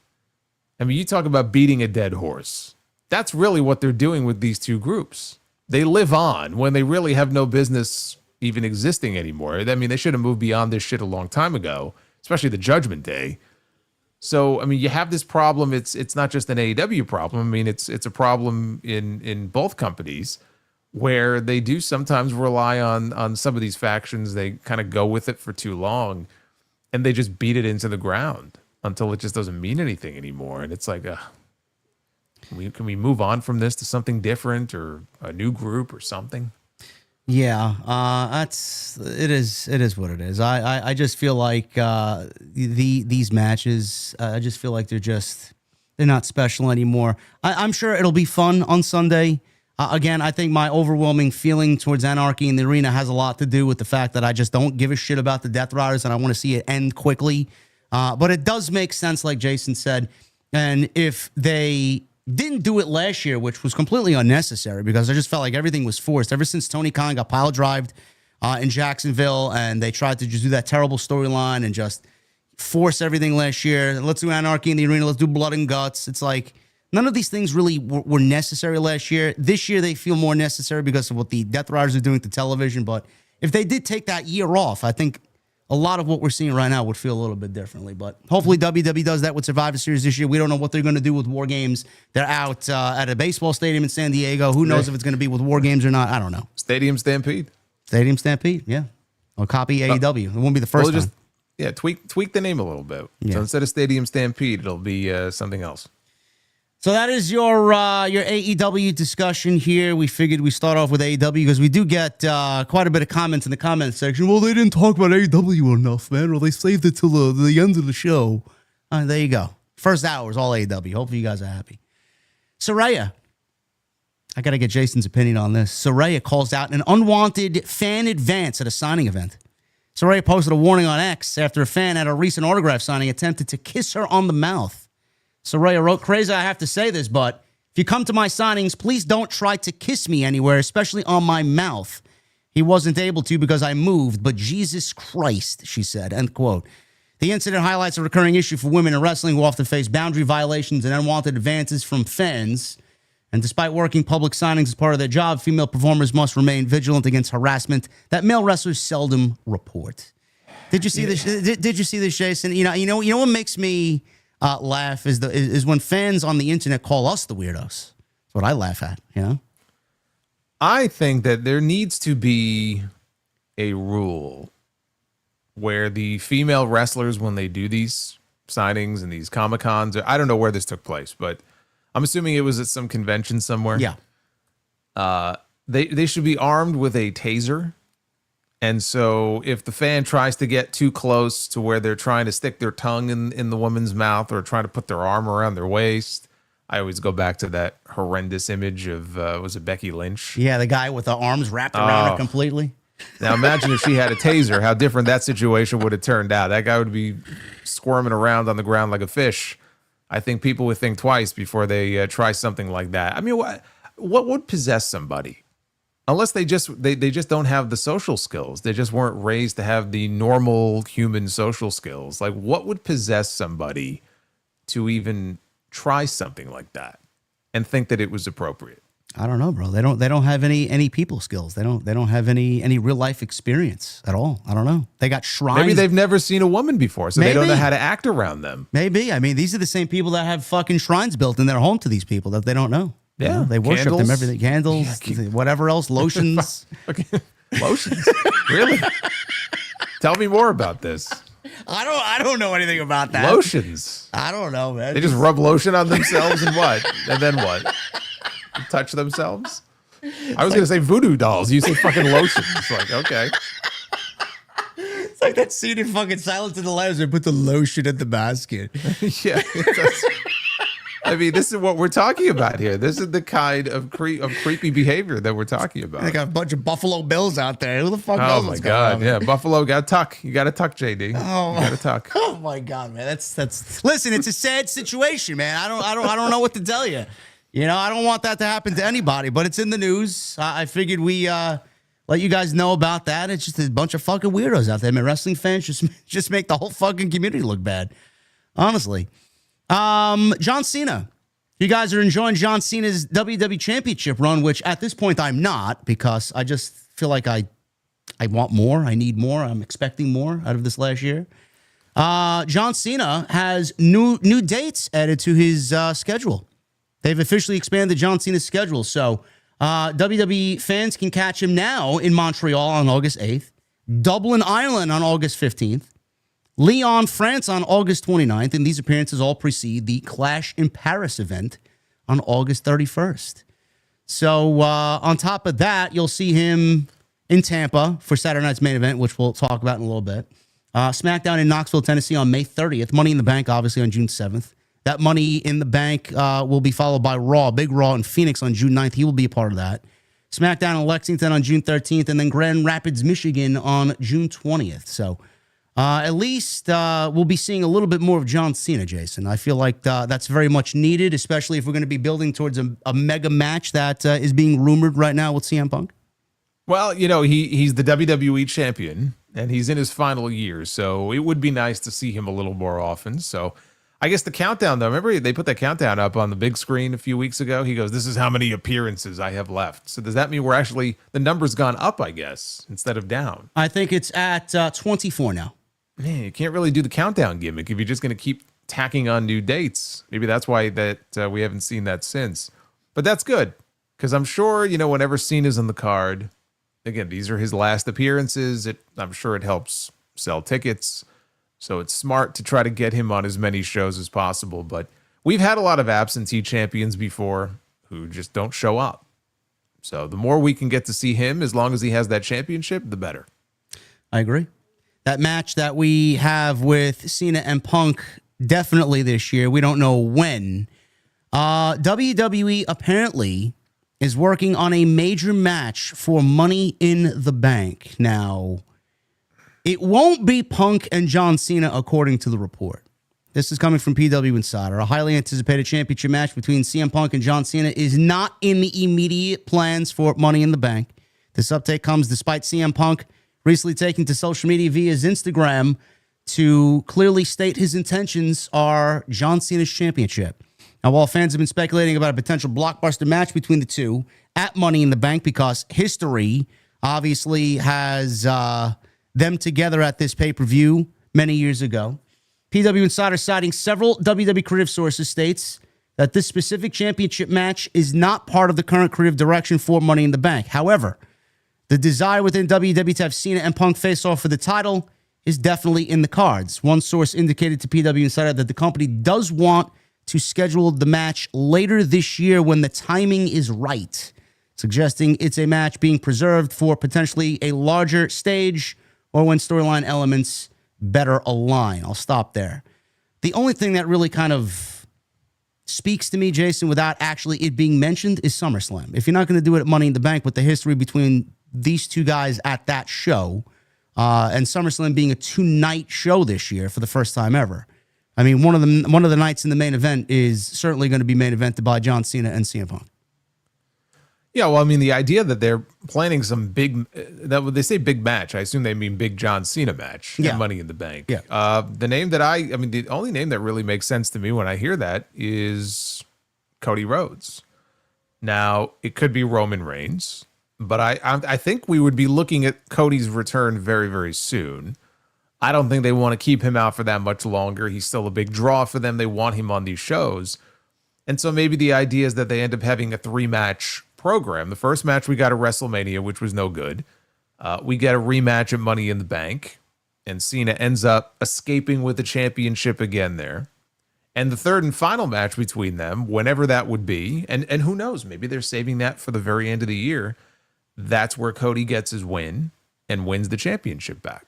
So what do you think about that? Could we be looking at a 3-match series between these two? I think so. I don't know when the second match will take place, but I do feel a little bit more towards Cody being Cena's final opponent. I know we talked about this many months ago, and CM Punk was definitely in discussion. Randy Orton. They've already done the Randy Orton match. I could see them doing the Summer of Punk this year with John Cena, and then Cody being the final match. I could see that definitely taking place. Yeah, I mean, just based on the way they built up that WrestleMania match, and it got so personal with the things that Cena was saying to Cody about how, you were, used to ride with me and you're stealing from me and you got to be yourself. You're not being honest and true to who you are. It just feels to me like nobody else would really make sense. Cody's the guy. He's the face of this era in the way that Cena was the face of the company in a previous era. And it would make a ton of sense if, when all is said and done, the title goes back to Cody. Cena realizes the error of his ways, but he puts over Cody and says, you know what? You are the man. And that's kind of the end of their story, where Cody ends up standing tall over John Cena. At this stage, I don't know that there's any other opponent that really makes sense. They already did the Randy Orton match. They're going to do the CM Punk match, but I don't think they're going to wait until the end of the year to do it. SummerSlam would sound right to me. Who else? I mean, who else would even make sense in that spot? As his final opponent. I mean, really, you're just going to put him in there with like a random young guy on the roster who just beat Cena on his way out? No, there's got to be a story there. And this story still has yet to be told fully between him and Cody Rhodes. Cody is the guy. I think they want Cody to go over at the very end of all this. And then Cena rides off into the sunset. The report goes on to say, with CM Punk being on social media and him targeting the WWE Championship, everybody kind of assumed it would be at Money in the Bank. Now, while Cena and Punk singles match for the title at Money in the Bank sounds great, PW Insider also reported on alternative creative discussions for Cena at Money in the Bank. There is a belief within WWE creative right now. The popular decision is leaning towards Travis Scott. I know everybody's like jumping over the moon excited about this. Travis Scott being available for Money in the Bank. Scott has previously been involved in WWE, the WWE Championship match at WrestleMania, where he assisted John Cena against Cody Rhodes. Given Scott potential availability, pitches have been reportedly made for him and Cena to team up at Money in the Bank. And this is coming from PW Insider. This is not some random fucking news report. John Cena and Travis Scott teaming up on Money in the Bank. The proposed match would be a standard tag team match or a 6-man tag team match of some sort, allowing WWE to leverage Scott's mainstream celebrity appeal for the event. Travis Scott has also reportedly been training with Booker T in Texas, indicating continued interest in being involved in a physical capacity. If a tag team match featuring Cena and Scott materializes, the question of their opponents arises. While nothing is confirmed, one would think that Cody Rhodes would be a logical choice to be on the opposing side, potentially continuing the storyline coming out of WrestleMania 41, seeing that we haven't heard or seen from him anything coming out of WrestleMania. Cena's current reign as undisputed champion right now feels very flat, in my opinion. And the match with Randy Orton, though it was entertaining for what it was and they pushed their limits to the best of their ability, I don't really find much going on right now going into Saturday night's main event, Jason, with Cena and R-Truth, which we'll talk about in a little bit. But how does this get anybody excited, man? For all the negativity that came out of WrestleMania with Travis Scott and John Cena and the way that show finished and how awful that ending was to WrestleMania 41, we're going to go back and do a tag team match now with Cena and Travis Scott potentially against Cody Rhodes and who exactly? Like, well, I mean, the rumor was Bad Bunny. I know, you're getting into some very dangerous territory because a lot of fans, I mean, it's social media, but that's where everybody gauges their opinion. A lot of fans on social media are upset that WWE is leaning very heavy into the celebrity stuff. Is this going to anger the fans even more so if this match takes place at Money in the Bank? Their core fans are gonna love it because they're gonna buy tickets. They love seeing the stars. So I don't really think it's good. There's not going to be some kind of huge backlash, I don't think. People may not like Travis Scott being involved, but I guarantee you, if Bad Bunny all of a sudden reappears, he'll be cheered wildly. And to be fair, his last time in the ring that we saw him, he had an excellent match. So it's not even that I think, oh my God, Bad Bunny back in the ring, this is going to be horrible. And, we're hearing about Travis Scott training with Booker T. It's entirely possible if Travis Scott gets in the ring, he may impress some people, with what he shows off. That's not even the point. It's just like, I just groan when I hear about this. And I don't even think it's a WWE thing per se, as much as it's sort of the overarching theme with TKO, where we see it every week on TV, especially during the Netflix era, where every single week, what do? Cut to the crowd, and they have to show us what celebrities and what notable personalities are here this week. And in most cases, I have no idea who these people are. Yeah, it's part of promotion for like the Netflix shows and whatever else. But they'll show like a UFC fighter in the crowd because TKO, UFC's under the TKO umbrella. So it's all this synergy with all these companies. And I personally don't give two single fucking shits about any of this. I mean, I'm sure there's some people that do. But I'm watching Raw last night, and they spent I don't know how many minutes with Tyrese Halliburton talking about this new DLC pack for the video game. So I get it; they're trying to promote the video game. They want to sell more video games, but this is the kind of stuff that they live for. It's the celebrity culture. It's like, oh, what notable names can we get involved to make our product come across as cool? And so we can get those social media engagements, we can get those social media views, because this is what they live and die by. This is the way it's been now for a while. So it doesn't surprise me. But does it get me excited, the possibility that John Cena and Travis Scott would wrestle Cody Rhodes and Bad Bunny? No. I'm not going to tell you that they can't work to get me excited. But as I sit here now and I listen to you telling me this, I just sit here and I shake my head and I groan. Partially because I really don't want to sit here and listen to Fiend all over again. But we know it's coming. It's coming at some point. It doesn't get me excited to say that the WWE audience won't care or that they're going to rebel. Is it going to backfire on them? It's not. It's really not. You'll have your fans that are going to be vocal about not liking it, but by and large, I think their audience will eat this shit up like they usually do. Do you feel that WWE's product, the way that it's presented, you mentioned the celebrities and how WWE just kind of integrates them into the show every week, and I'm the same way as you. I just kind of roll my eyes and I don't care. Do you feel like the show has become very predictable and formulaic and downright sterile to a point where we see the opener of the show and they kind of do that aerial shot of the arena and then they show everybody 4 or 5 at a time coming into the building? And then Michael Cole sounds as enthusiastic as me waking up in the morning. Like, I don't know what it is, but I just feel like WWE has just settled into this presentation style. And it was cool for like the first few weeks, and it's fresh, and it's coming off of the old administration. We're doing things now, and it's a sports style and a sports forward presentation. Now I just feel like it's they're beating it over the head to their fan base, and it's just like, all right, man, can we do something a little different? It's like they harp on it so much, it just becomes like not special anymore. Yeah, there were a lot of production elements that we saw at the beginning, especially when Raw moved to Netflix. Drone shots. They used to do this shot. They did this shot once. Might have been the night that Rhea Ripley got hurt when she was wrestling with Liv Morgan in the hallway backstage and hurt her shoulder. I think that might have been the night where they had this one shot where they were shooting something. I think it was with Dom or something in the back. And then you see the camera kind of like, it might have been, maybe it was a drone, but like goes into the arena. And it was like this really cool thing. I don't remember the last time they did something like that. So like they had some cool production elements to the show that they added that I feel like they've gotten away from. So I wish they would kind of go back to that. Again, you don't want to beat people over the head with it every week. So they've gotten away from that. Now, what you're saying, I agree with. It's the same open every single week. You hear the music, and then, okay, here they go with their luggage, and they're walking through the parking lot. And yeah, it's the same shit. I wish they would at least change it up sometimes. When you see it every single week, it's the same open. Multiple shows a week, too. It's not just Raw. It's Raw and SmackDown.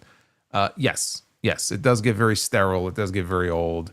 Raw and SmackDown, they go back and forth week to week as far as what I think is the better show. SmackDown has been very poor on the whole for a while now, but in recent weeks, especially last week, I feel like I would probably put SmackDown above. Definitely last week. I would put SmackDown. Definitely from an in-ring aspect for sure. Yeah. So, but that was rare though, because for the most part now, for many months, SmackDown really has not been a very good show. No. It just hasn't been. No, terrible. Yeah, it's not been very good. Raw, by and large, Raw generally is a good show. It will have weeks where it does feel solid, but just kind of like slow. But you know, I'm careful when I say that because I appreciate the fact that Raw at least is 2.5 hours. You know, we're still dealing with these 3-hour SmackDowns, at least for a few more weeks. I'm starting to get worried because the rumor was June 6th. It will go back to 2 hours. I've heard nothing reported about this. June 6th is coming up pretty quick, so I don't know if that's still true or not. But I at least like that about Raw, in that it's not as long. But yes, there are weeks where I don't know if it's just the amount of commercial breaks that there are or what it is, but it could be a slog to get through these shows sometimes. Generally speaking, I do find Raw to be an easier watch, though. So it goes back and forth. I can't sit here and tell you I have no interest in anything that's happening on the show and everything sucks or everything's boring, because I don't think that's the case. But they're in a lull right now. I can't even say it's the post-WrestleMania lull, because we were talking about how I feel like sterile and kind of dull the build to WrestleMania was. It wasn't like we were eating our cake heading into WrestleMania this year. It wasn't really all that great then either. So I don't know. I don't know if they're just kind of taking things for granted because their business is still doing very well. They're still selling a lot of tickets, and so they took their foot off the gas a little bit. I don't know if that's what's going on here, because the talent is there. It's not like they don't have the talent to work with. As always, it comes down to creative. And when the creative isn't good, you call them out on it. And whether it's Tony Khan or Triple H. Because look, if you're not happy with the creative in WWE right now, guess what? There's one person that you could point the finger at.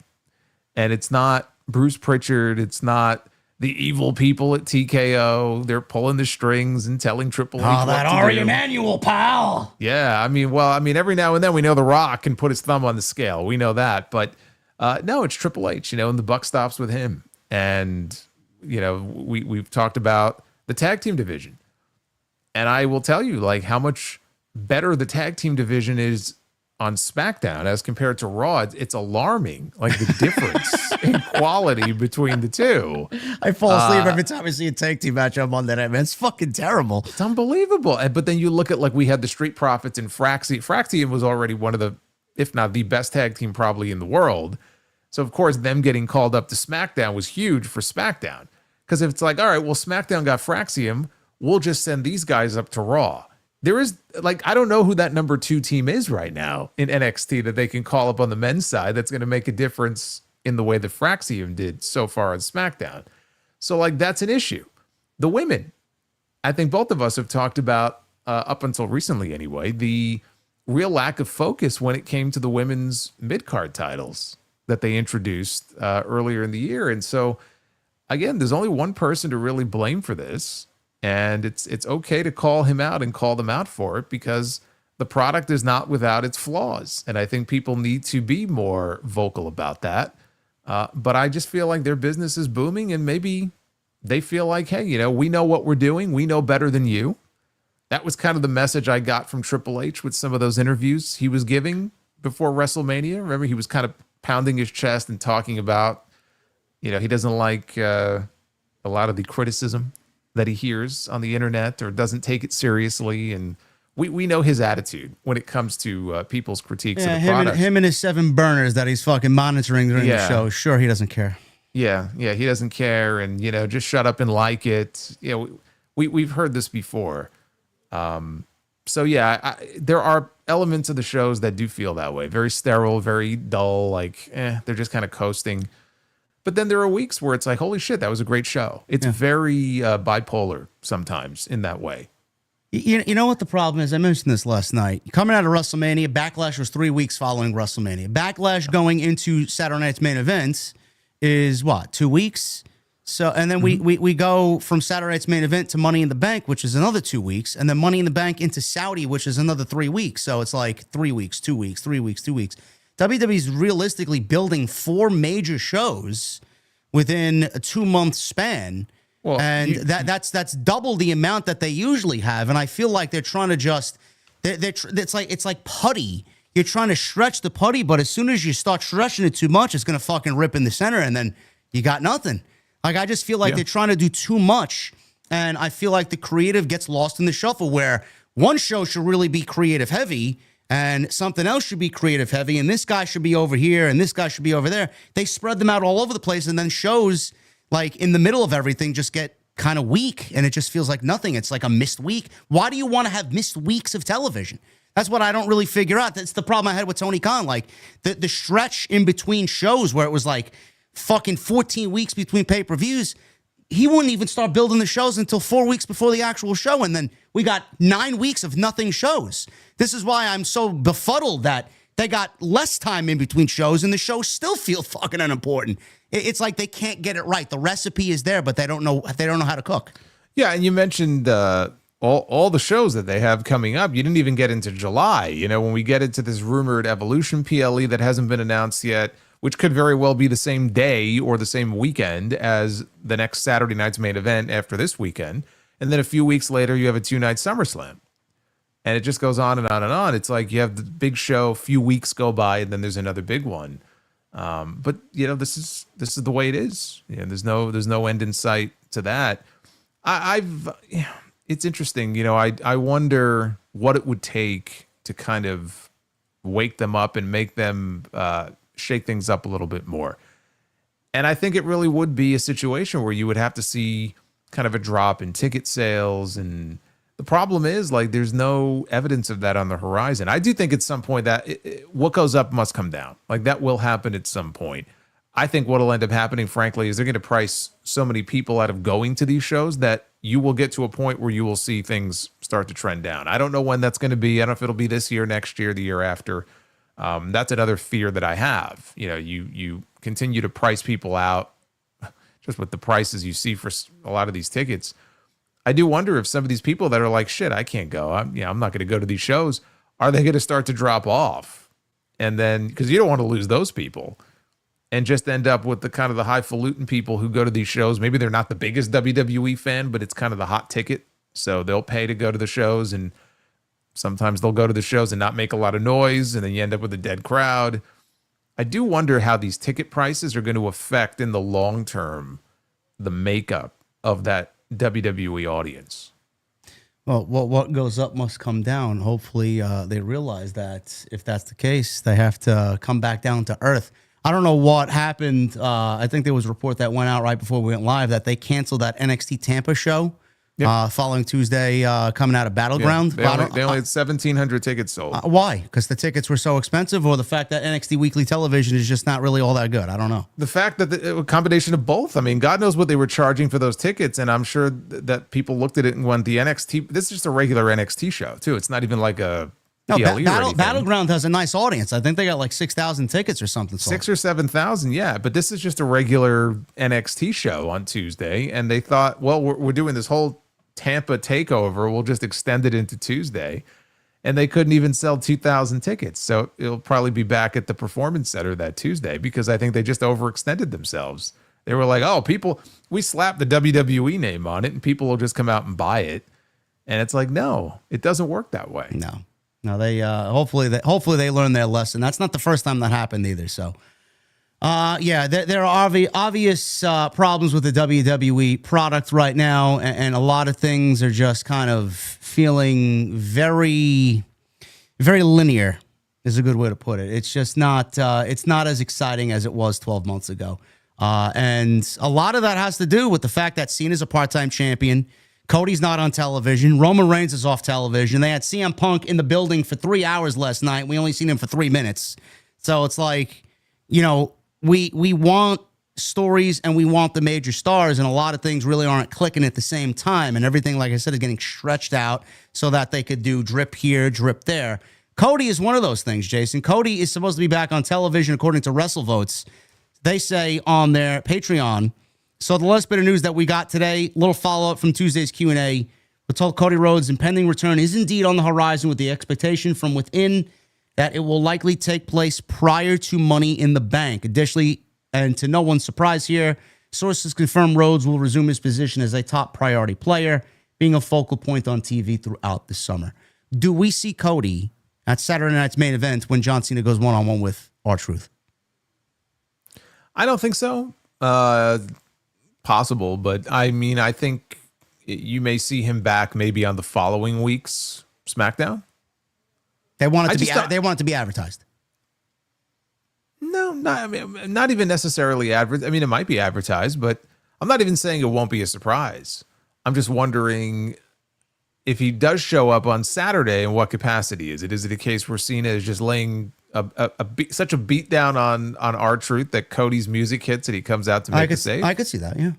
Oh, it's possible. It's possible. I mean, I'm looking at the show on Saturday and not expecting it, but I can't. Yeah, I'm not going to sit here and say there's no chance of it happening because clearly he's going to be back soon, as in sometime in the next few weeks. So whether it's Saturday or the following Friday, I do think by the following Friday, if he's not there this weekend, we'll get him back on TV. I just don't see the need to hold him out for any longer than that. And if he is going to be doing something with Cena at Money in the Bank, they're going to have to start promoting that match soon. Yeah.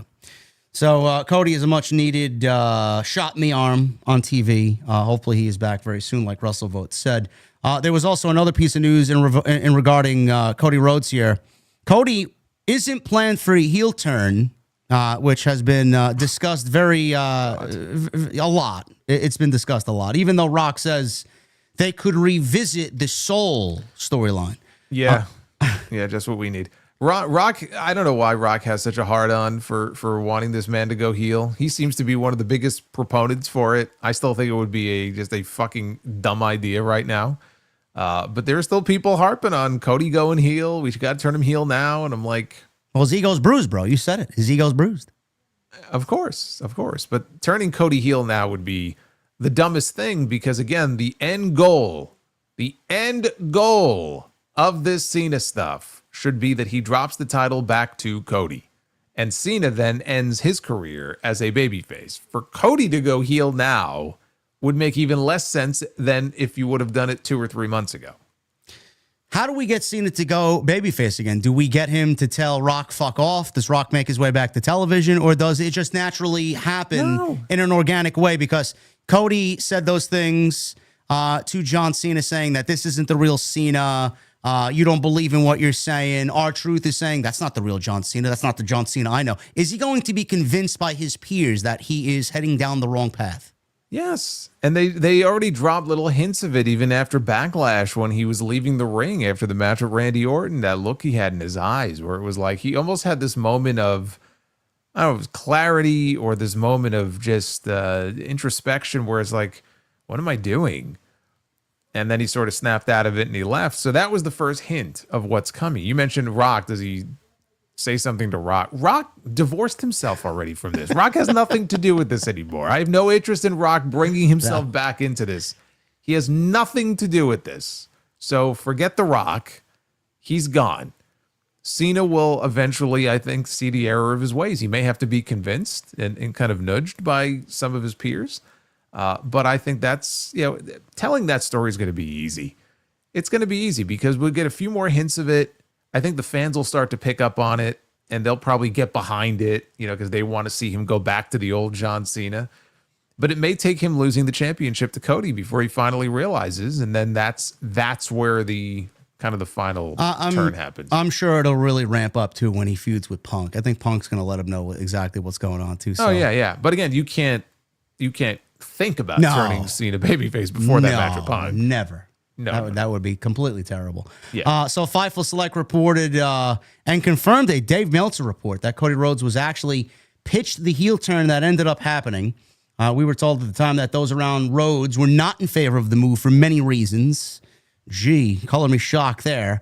Among them had been the strong gates, merchandising, and ticket sales for Cody Rhodes as a babyface, and because at the time Rhodes was still getting major babyface reactions. And that's obviously coming off the heels of The Rock being on Pat McAfee's show saying that they could revisit the Soul storyline and Cody selling his soul to The Rock.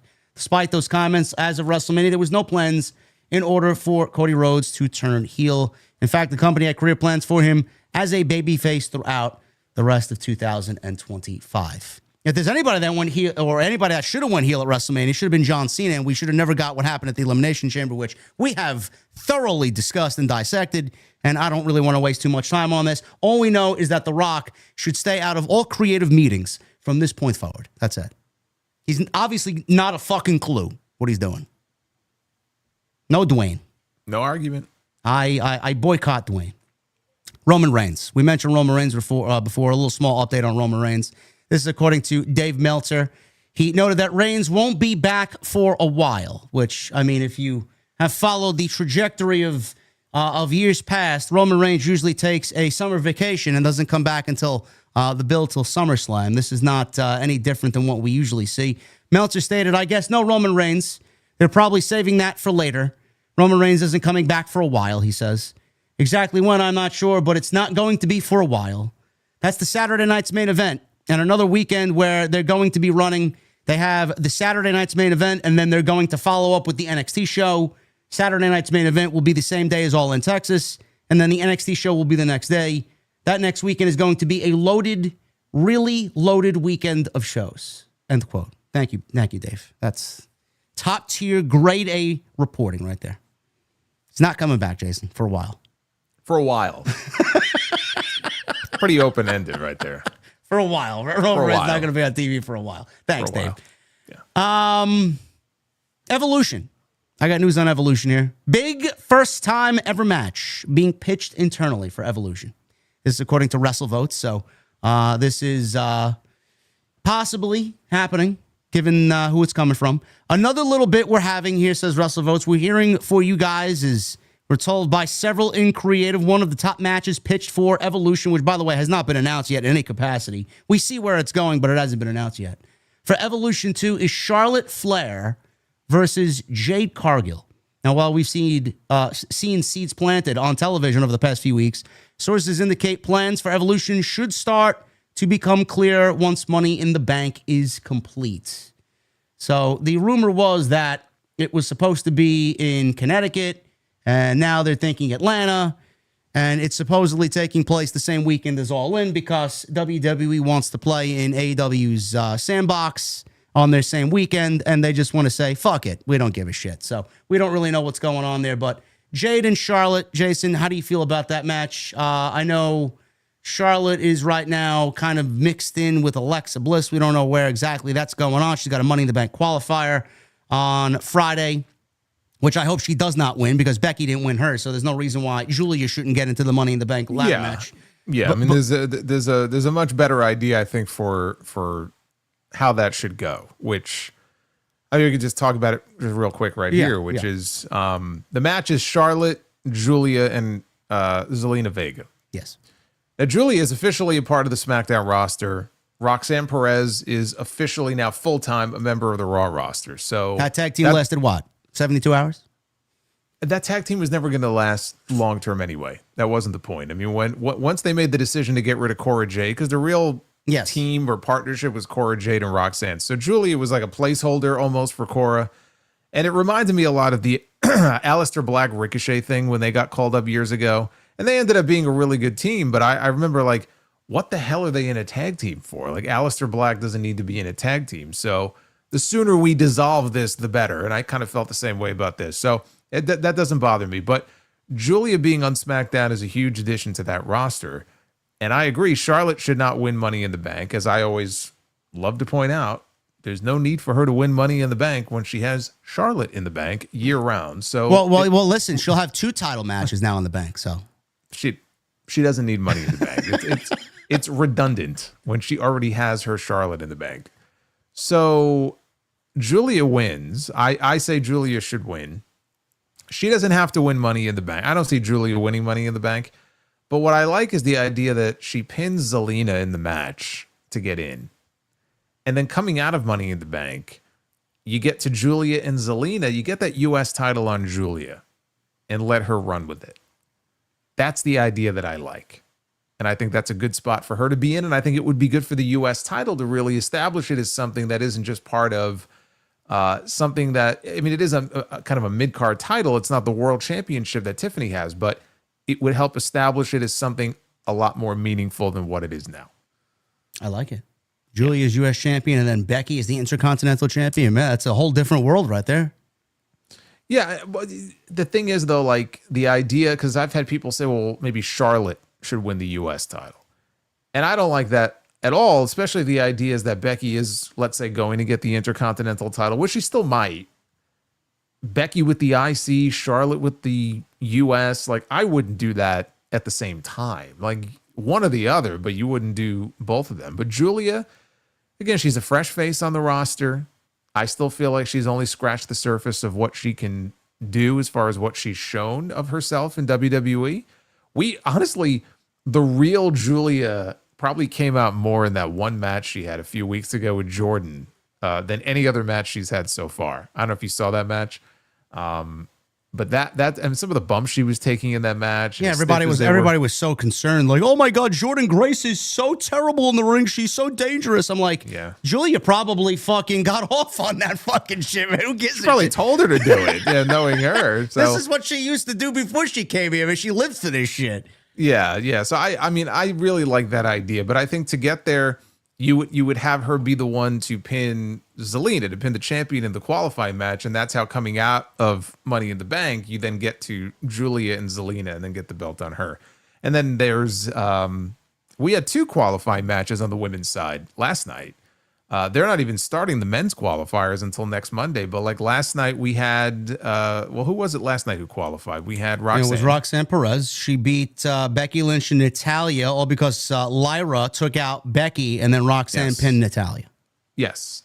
And Lyra, by the way, great interview that Chris Van Vliet has up with Lyra on his channel. I haven't gotten through the entire thing yet, but that's really good stuff. You should check that out. So the Becky and Lyra issue continues. Roxanne is in. Roxanne was in the Rumble. She set the all-time Rumble record for the ladies as far as longest performance. She was in the Elimination Chamber. I thought she looked really good in the Elimination Chamber. So now she's going into Money in the Bank. So this has been a big year for her so far. And then in the other women's qualifier last night, Rhea Ripley advanced because, of course, she's one of the biggest stars in the entire company, and she has nothing else to do, so why wouldn't she want Rhea Ripley to be? We'll talk about it. I mean, Rhea was going to be in the Money in the Bank regardless because I don't think they're ready to do Rhea Io yet. I mean, it's too soon, right? It's too soon, but I understand people saying, well, does she even need to win Money in the Bank? Because if Rhea wanted a rematch with Io, why you think Io wouldn't give it to her? So why doesn't she just ask for a rematch? Maybe they got other plans for Io. Maybe they want to do something different. Maybe she wants to wrestle somebody new. I don't know. Maybe. I mean, obviously that's the case, but I'm just saying I can understand people looking at it going, well, she doesn't even need Money in the Bank because she can get a title shot if she wanted to. But Solomon said, why did she have to pin a returning Kairi Sane? Well, I think don't we know. why. Maybe the one that was in the match that got injured was the one who was supposed to take the pinfall. I don't really know about that. Yeah, I mean, maybe that had a little something to do with that. just an idea that we're throwing out there. So the women's Money in the Bank match. How many spots are even left? Jade made a comment on SmackDown last week that she's going to win her qualifier. So we know Jade is still going to be in a qualifying match. But this, to go back to what you mentioned about this idea that they're building to something with Jade and Charlotte potentially for Evolution. It's not that shocking because how many times now have we had the two of them cross paths and have a little stare down with each other? It's happened at least twice. Twice now, yeah. Twice now. So we know they're teasing something between them. Evolution may be the time to do it. Jade, for what I've seen of Jade since she came back, because every time we would hear about what's going on with Jade, it's like she's at the PC again. She's training at the Performance Center. And you could tell because she's improved a little bit more from what she looked like prior to them doing the whole angle with her being taken out. But her experience level is still vastly different to that of somebody like Charlotte Flair. So it's an interesting match in that would Charlotte be able to lead her into the best match that she could possibly have? Is Charlotte the right opponent for her to help kind of guide her and give her the kind of match that Jade really needs? Because she hasn't had that one standout singles match yet. I mean, can you think of one standout singles match in WWE that she's had? No. I mean, the match with Nia a couple of weeks ago was probably the best that I've seen of her. The closest. Yeah. I mean, that's the closest thing. But my thing is, if we're going to do this Charlotte match, and I'm going to be open and honest with everybody, I mean, after Charlotte and Tiffany, I don't trust Charlotte to have a good match with anybody that's lesser than her or that she thinks is lesser than her. Do we trust Charlotte to even guide Jade and bring Jade to a good match? Is she going to even want to be a part of that? She didn't want to be a part of it with Tiffany, or at least that's the feeling I got. I don't know. I don't have a good feeling about it, but I don't know. I don't feel confident about that. That's why I asked the question. Is she the best opponent for her? No, I figured they'd just do Naomi again. I feel like Naomi needs a victory we may get over that Jade. on TV. Yeah, well, we may get a fatal four-way. It felt to me after Friday, we had that great match with Tiffany and Nia in the main event, and they still went out of their way to protect Nia. With just the way they did that finish, it wasn't just like a straight up clean win. And I'm like, well, why not just have Tiffany beat Nia straight up? Why the chair? Why this? Why that? Unless they're still planning to have Nia included in another championship match, and maybe it's a four-way. Because remember, Jade ran out, Naomi ran out. Are we going to get a four-way with all four? I mean, they've been involved the last few weeks. I could see. That's it. what I mean. Yeah. Maybe we're going to have a fatal four-way. Because they were still going out of their way to kind of protect Nia in a way. But you could do Naomi and Jade again on TV. I don't know that you need to do that at Evolution. You could do that at Money in the Bank. Well, they could both be in the money. They could both be in the Money in the Bank ladder match and just play it out in there. Well, how many spots is it? One or two women's spots left? Because we have. So who do we have? We have Rhea. We have Roxanne. That's two. We have Alexa. That's three. Yeah.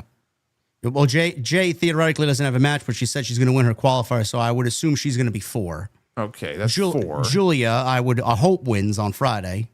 Five. So that's Alexa, Julia, and Jade on SmackDown, Naomi. and then we got. I mean, I would love to see Naomi in there too. Okay. I mean, but Monday night has Roxanne, Rhea, and then we don't know who the other one's going to be. Right, Three so from each side, then, right? Yeah, probably. But so Naomi could still get in. So yeah. Jade and Naomi could end up in Money in the Bank. Yeah. Yeah. Again, I'm not super excited about that. Though I'm not surprised that it's happening. I do think it's happening a little bit too quickly, but we'll cross that bridge when we get there. Nothing's really confirmed yet. Let's get an official date for that show, which right now is rumored to be July 12th in Atlanta, the same day as AEW Double or Nothing. I know. At least if it was that if it was the same weekend, but that Sunday night, it's like, okay, at least it's a different day. But it would have to be I mean, literally, it would have to be head to head with All In because you got Saturday night's main event that night. And why would you do an all women's PLE? Are you going to have no women at all on Saturday night's main event? I guess they have no women this weekend on Saturday night's main event, so maybe so. We want to give you guys a second pay per view because it's such a groundbreaking show. Yeah. But we're gonna put it up against their biggest show of the year. Nobody's gonna give a fuck what you're doing on Evolution. So yeah, I just realized there's no women's match on Saturday night's main event this weekend. Well, we got Friday. Maybe they had a fifth match, which I hope they Maybe. don't because 4 matches is more than enough for Saturday night's main event. Well, the first one in December they had 5, and then the one in January they had 4. So it's a coin flip. I mean, it could be either or. Just give more time to that tag team match or Logan and Yeet Man. But we talked about we should probably talk about the Zoe thing since we brought up the qualifying match last night. I'm sure most people watching this were probably watching that match last night. Okay, so Hunter in the chat says PW Insider reported that it would be on Sunday. I hope that's the case. I hope Evolution is not the same freaking day as All In. Yeah, So just selfishly, we want to look out for ourselves too. Like having 3 shows happen on the same day, like, bro, that's money out the fucking window. Well, I mean that's part of it too for us. We have that added aspect of it to consider. But so last night, we had one of the women's qualifying matches was Rhea Ripley, Zoe Stark, and Kairi Sane. And there were people like, oh, why would you spoil Kairi's return? Because they posted on social media early in the day about Kairi, like literally WWE tweeted like, whoa. And it was a picture of Kairi and then she would be on Raw. And there were some people, like every comment underneath, thanks for the spoiler. Why would you surprise why wouldn't you want to surprise all of us and save it as a surprise? Like comment after comment. You would think that Kairi Sane was like, fucking Stone Cold Steve Austin coming back on this show last night. It's like, oh my God, dude, like it's Kevin okay. Kevin Owens was miraculously healed and he didn't need neck surgery. He's going to show up and he's going to wrestle for the WWE title. It's not that deep. So she had her first match last night in 6 months because she went down in December and it was either, I don't know, some kind of a wrist or an arm injury. So she was having her first match back last night. I don't know if you noticed, she brought back the gold coins during the entrance that she used to do in NXT. Yep. Yeah, so she was throwing the gold coins out into the crowd. Kind of her own distinctive entrance. So makes me wonder if damage control is just a thing of the past, which it probably should be at this point. And it wasn't very long into the match. Rhea Ripley ends up outside. Kairi is setting up to do a dive. We don't see Zoe. But there was a spot right before this where Zoe did, I want to say it was a baseball slide. And it looked like she may have fucked up her leg on the baseball slide. So I wonder if her leg was already kind of like a little bit damaged even before what came after this. But we can't see Zoe, but we hear her. Because I'm listening and I hear Zoe yell Kairi's name. And you couldn't tell, but she must have already been in mid-flight. She came off the top rope in like the far corner. And the idea was Kairi, when she turns around to go hit the ropes to set up for this dive, is going to eat a drop kick. Zoe does those missile drop kick. I think it's the same one that she concussed Dakota with a few months ago. But I don't know what happened, if it was a case where Zoe mistimed it, if Kairi wasn't in the spot that she was supposed to be in. Because again, you could literally hear Zoe yell Kairi's name out. Maybe she was just trying to get her attention to... she hadn't turned around yet, but you see Zoe Stark fly in. And the way that she landed on her right leg was absolutely sickening. Her leg bent in a way that your leg is not supposed to bend. And she immediately grabs her knee. She is screaming in pain. It's like when Swerve gave Pac the buckle bomb. Yeah. And you heard Pac scream. Now, for him to scream, he's got to be in a lot of fucking pain. And we haven't seen Pac since. So it was clear as day that it was a legitimate injury. And the doctor comes into the ring and they stop the match. And then they cut to the briefcases. And then they just went to commercial. And when they came back from commercial, Zoe wasn't there. Now, during the commercial, she's trying to, limp away. She's being helped out. But she can't put any weight on the leg. So the guy had to pick her up and carry her to the back. And there have been no updates on her since then. I'm no doctor. But I think it's pretty clear we're not going to see Zoe Stark for a very long time. That was a very, very sickening injury. And anybody who was upset about the fact that Kairi Sane made her return and got pinned in her return match, her first night back, let's be honest here. I think we know who was taking the losing fall in this match. And so as soon as Zoe got bounced out of the match, it became a singles match. They had no choice because Rhea Ripley was not losing this match. There was only one person who could lose, and that was Kairi Sane. I don't think it's not a big deal at all. Anybody still bitching about that is an idiot, okay? It doesn't matter. You can throw it away. I hope that the injury is not as serious as it looked. I'm sure it's serious no matter what. Best wishes to her. I know she had an injury many years ago in NXT. It was the other, I'm pretty sure it was the other leg. And she tore her ACL, her MCL, and her meniscus. And that's tough. I think it's what happened to Tegan Knox. Yeah. And she was out for probably a year. And it's a very tough rehab. And I was talking about this on my Raw review last night. It just made me think of the last time, actually it wasn't the last time, but because she's tore her ACL so many times, but I think it was the third time, because I think Tegan's tore her ACL 4 times. Third time she tore her ACL was in the Mae Young Classic against Rhea Ripley, ironically.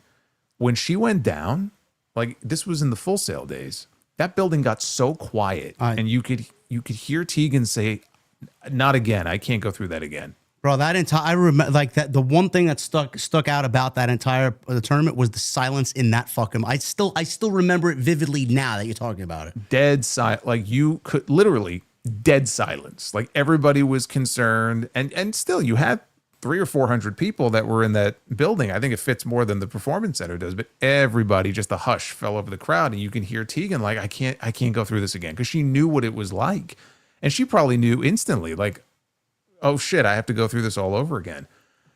So I feel bad for Zoe in that respect. Her 2 partners, Sonya Deville, her contract wasn't renewed. Her tag team partner just got released. She doesn't get any TV time anymore.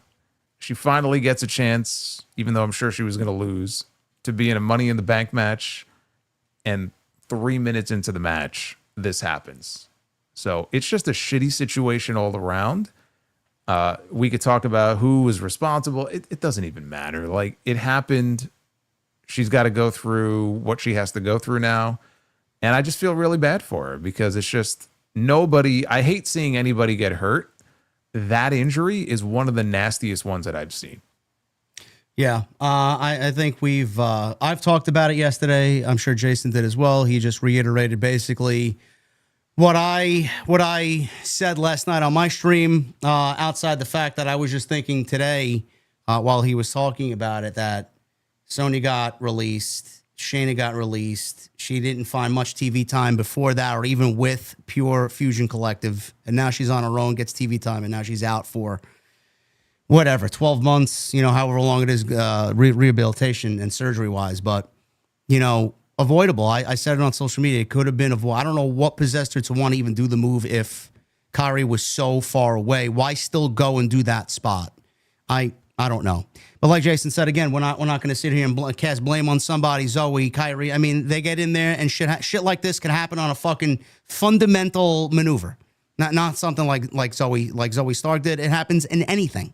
So, I mean, I just wish that I didn't have to hear that, man. That's just from a viewer to how we watch the show. We don't want nobody to get hurt, man. I don't want to ever hear that again from what I heard last night. That to me, I'm still physically hearing her screams in my mind just now talking about it. It was fucking awful. I don't wish that for anybody. Just terrible. Yeah, I mean, I can't imagine the pain that she must have been in, to be screaming like that in the middle of the ring. It's like there have been other injuries like that. Even Kevin Nash, like when he tore his quad, I remember he also, like, you can hear him screaming. And like, imagine just you're laying in the middle of that ring and you're on live television, right? And you had a building with who knows how many people were there last night, 17,000 people, whatever it was. And you know that you're in this spot, like it's an important match. So I can only imagine what was going through her head. I mean, you could hear her. She was banging on the mat when she left the ring. She was obviously very upset. So, yeah, I mean, best wishes to her. I would say hopefully it's not as bad as we all fear, but I would be Shocked. I would.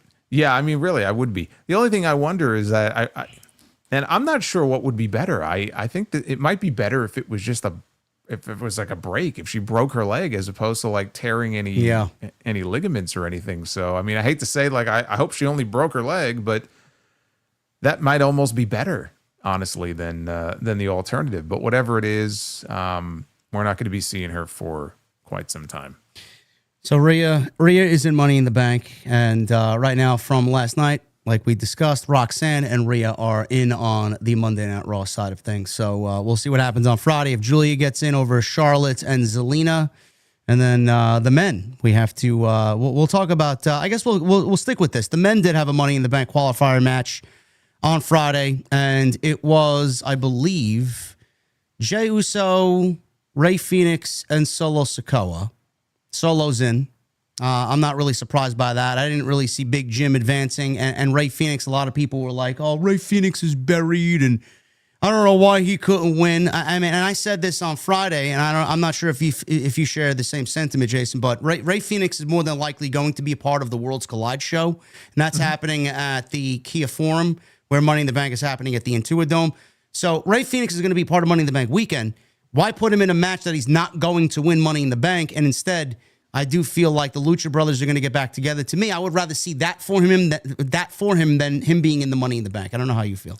Yeah, I mean, if it wasn't for World's End, this is tailor-made for him. Yeah. So under any other circumstances, I would say you're going to put Solo Sikoa in a match like this as opposed to Rey Fenix, who would thrive in that environment. But I'm sure he's going to be part of the Worlds Collide card. They could always double up. I mean, I suppose it's possible. If they wanted him to be on both shows, he could be, but I don't think that's going to happen. So yeah, I mean, that's why he didn't win. That didn't bother me too much. It's like last night, there were a lot of people also complaining about Penta losing on Raw. Yeah, I don't want to see him start eating losses like this on a regular basis, but pretty clear they're building to something with him and El Grande Americano for Worlds Collide. So whether that's singles match or a tag team match, that doesn't bother me too much as long as we get that payoff there.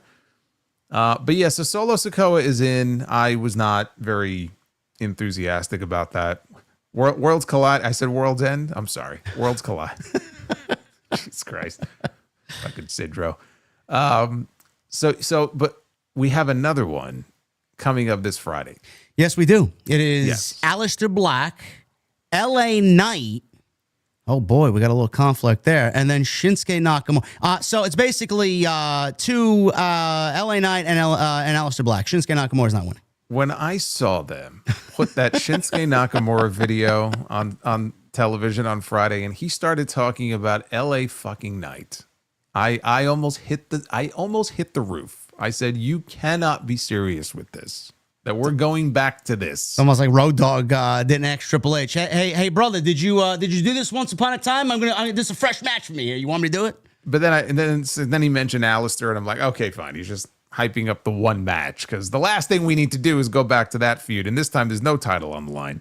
So yeah, Nakamura is in there, likely to take the pin. This needs to be an LA Knight win, but I made this comment the other night, and I stand by this. This man, LA Knight, desperately needs to move to Monday Night Raw. Oh, I agree.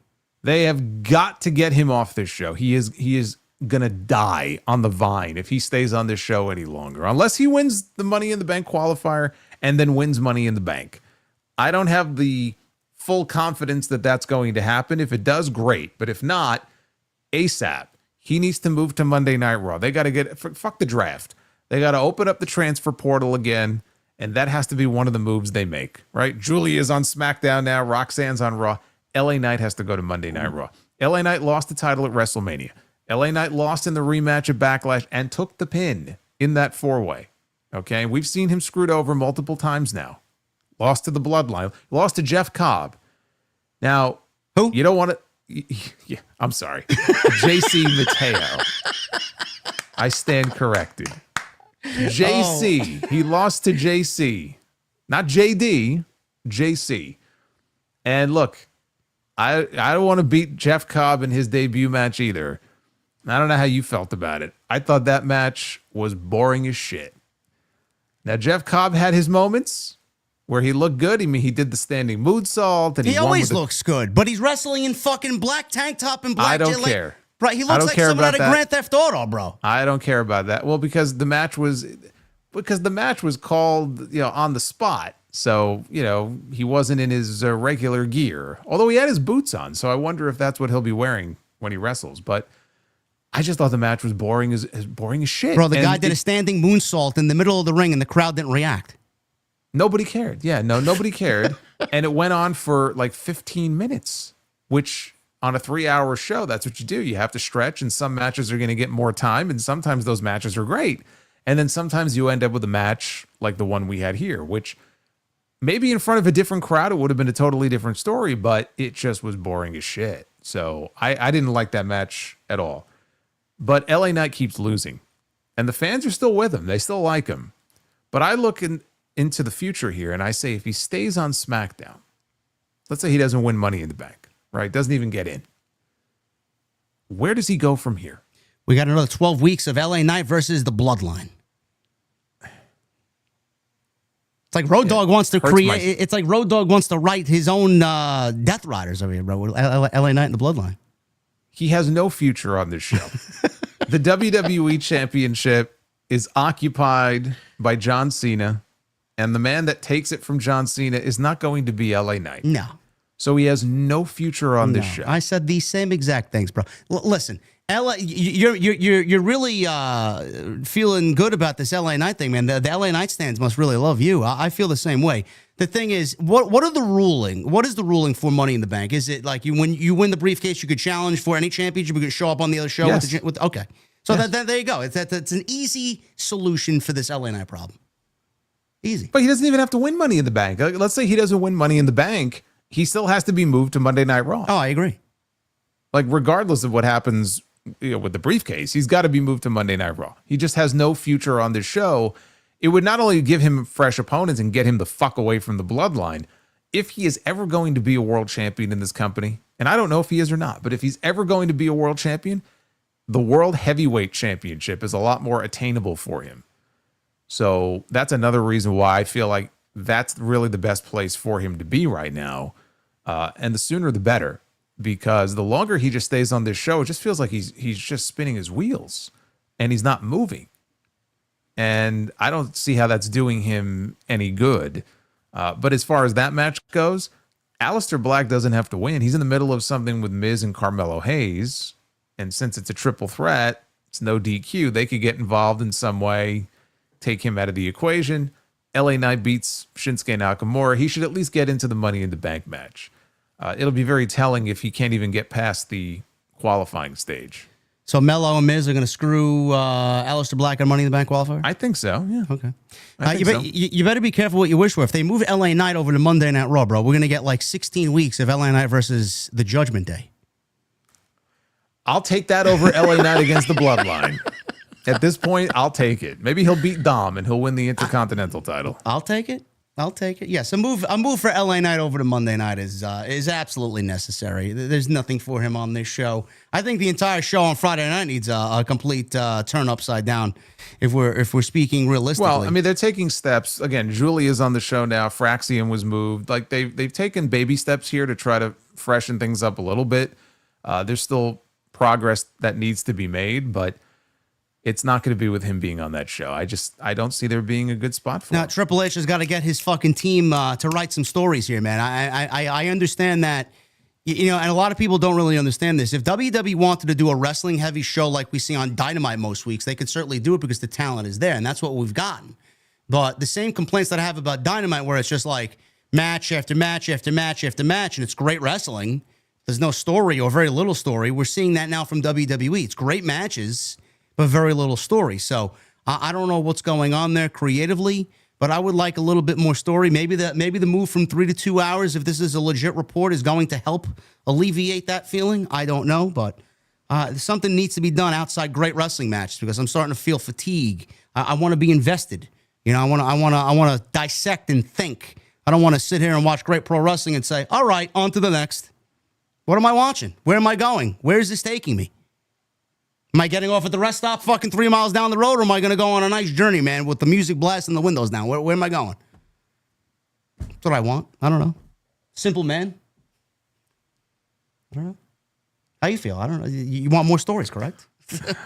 Or your silence says you agree with me. I don't know. I got nothing to add. I mean, look, sometimes it's not that we don't get stories. It's just that sometimes those stories are not always the most interesting ones. I know. I feel like the people that we see on these shows, they're involved in some kind of story. Can't say there's no story. Like even Tozawa and Rusev. Okay, there's a story there. Rusev took out Otis. Tozawa wants revenge. They're going to have a match on the show next week. It's not the strongest story, but it's a story. The Judgment Day. There's multiple story threads going on here. Liv Morgan is going to come back, and she's not going to be very happy that Finn Balor has now brought Roxanne Perez in as sort of an unofficial ally of the Judgment Day. So where that leads could potentially be interesting. And then there's this ongoing tension between Balor and Dom. So again, there's stories there. Some of the stories are just not terribly exciting. I think it's better to say that. It's like when you go sit down in the restaurant and they scoop you a little thing of mashed potatoes and they give you like a fourth of a spoonful. It's like, what the fuck?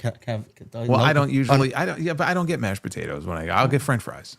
All right. Well, they'll give you 3 French fries. It's like, all right, where's the rest of the basket of French fries? I've never been to a restaurant where they've given me 3 French fries before. I don't know where you eat, but well, ketchup. Where's the ketchup? They give you no ketchup. They give you no ketchup. Ketchup. Wait. Say that again. What was? I didn't hear that the first time. Ketchup. Ketchup. You're not catching up. Ketchup. Say it again. Ketchup. Well, what are you, my fucking pronunciation coach now? I'm gonna have to be your teacher. Yeah, from now on, we have to teach you a few things. Yeah, it's ketchup. Sure. Back in the day, I used to watch. You ever see Abbott and Costello? Yes.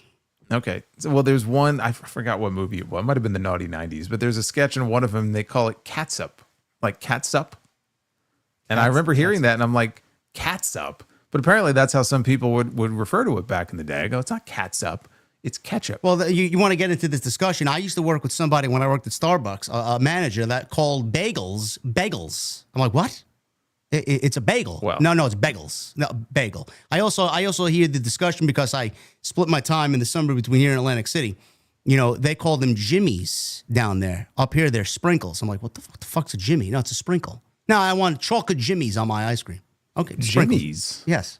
Where'd that come from? I don't know. Did the guy who invents sprinkles, was his name Jimmy?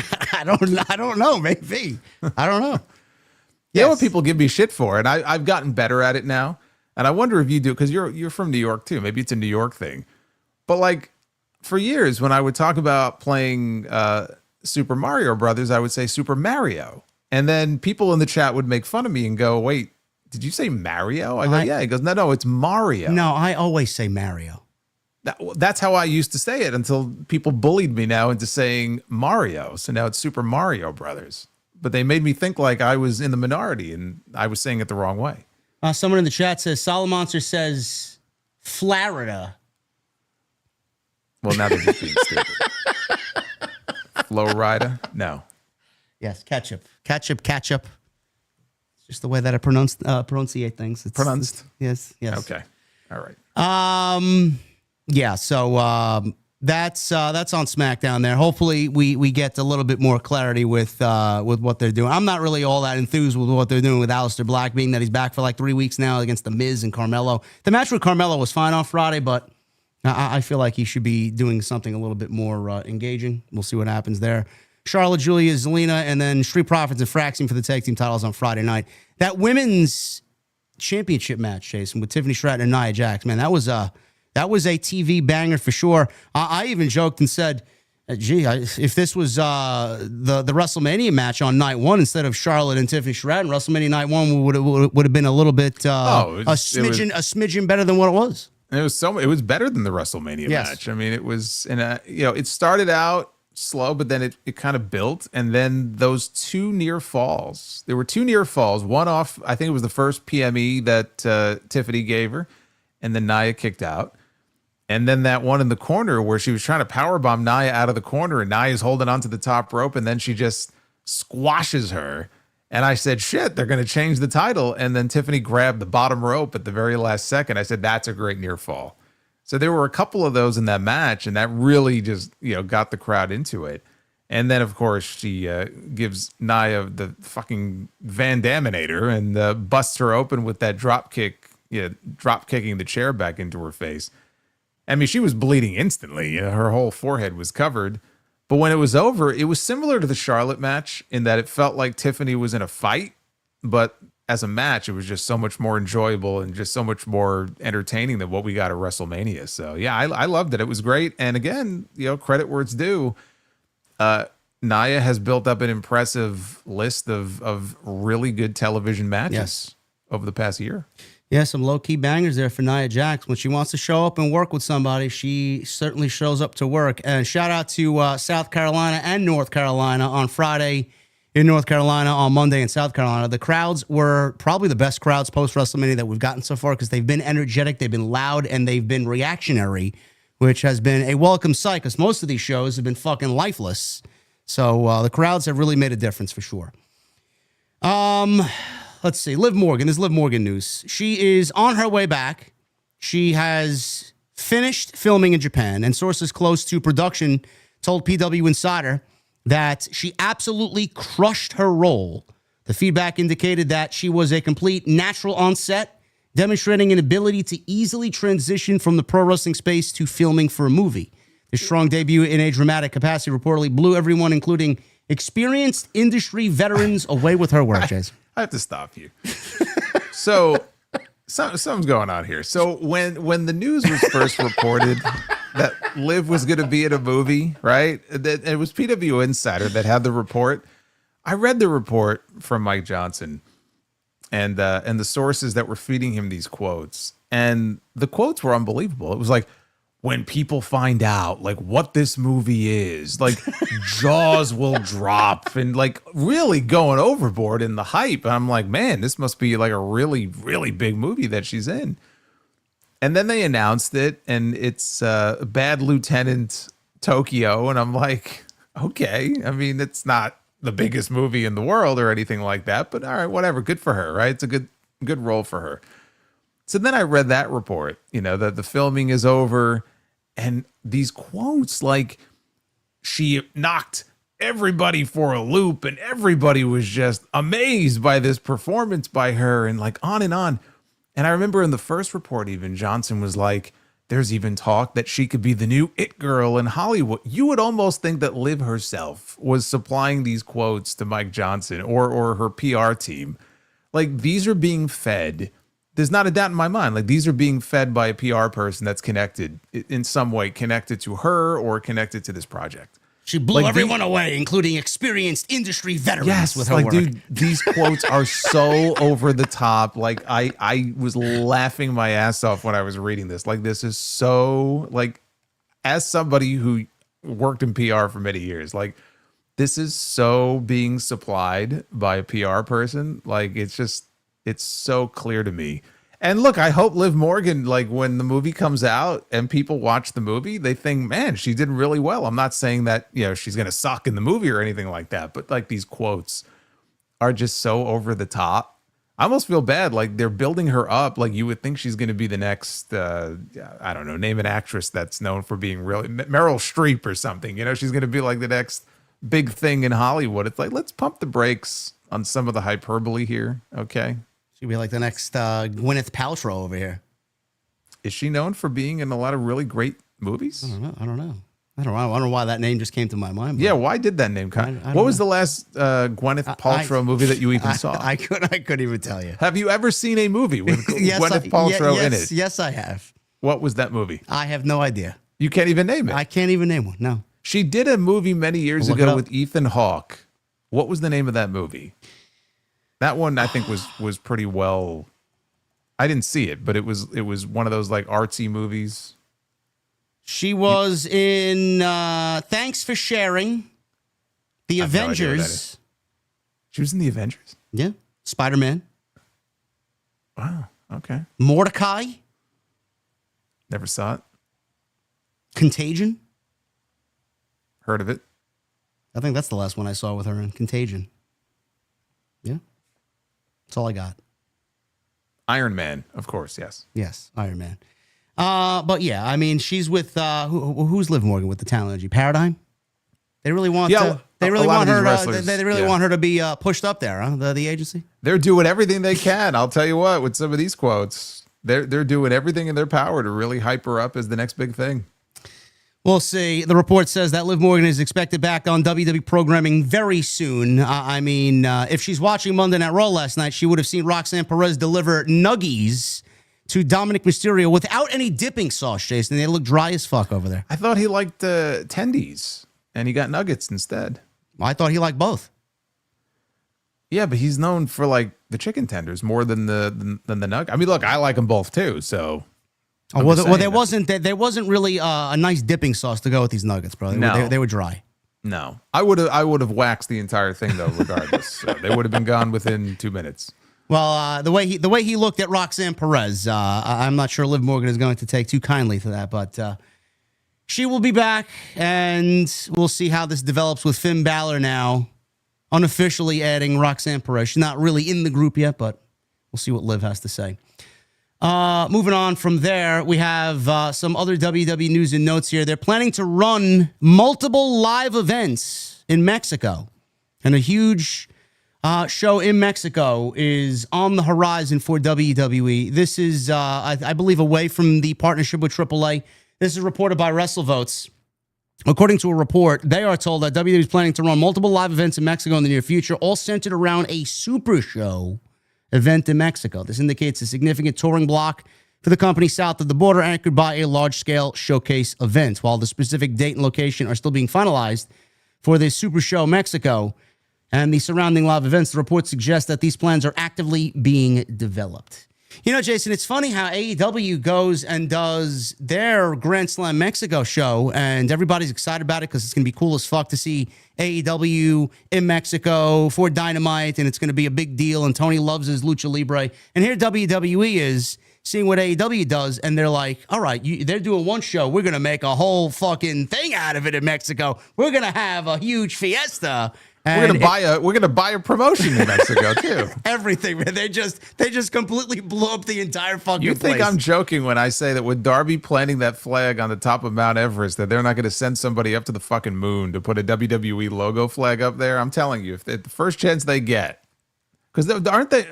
Who's doing? Is it Musk or is it Virgin? The guy that Richard one or Branson? the other. Yeah, one or the other. Somebody's doing like space flights. So all they have to do if TKO ponies up the money is just take one of the wrestlers and beam them up and just plant the WWE flag right there. Who goes up there? I mean, it can't be any one of their big stars. They need them on TV. So that's why I mentioned Cross. I mean, it's not like they're doing shit with him. But, pick somebody who they could afford to lose for a few months, because it would probably take a few months before they would make their way back. I don't know who else would they be able to use. Let's send the Miz up there. That'd be okay. Oh, no, he can't, though, because he's hosting the new version of American Gladiators. Oh, man, that show is fucking, that show doesn't want to die, huh, that concept? No. Jesus. I remember when Hulk Hogan was the host for a while. Now the Miz is getting the show. That's crazy. So yeah, WWE is going to have a whole spiel in Mexico. So we don't know when that's coming. We don't know if it's going to be at Azteca Stadium or Arena Mexico. We don't know. I'm sure if it's WWE, they're going to go full scale and just blow the whole thing out of the water. So we'll see what happens with that. But that is certainly in the news as well. What else do we got? It's not going to be Arena Mexico. No, I don't know. No, it's not. Where's it going to be? You know who owns Arena Mexico? CMLL. Yes. Where's it going to be then? Where could it be? I mean, you mentioned Azteca Stadium. Maybe there.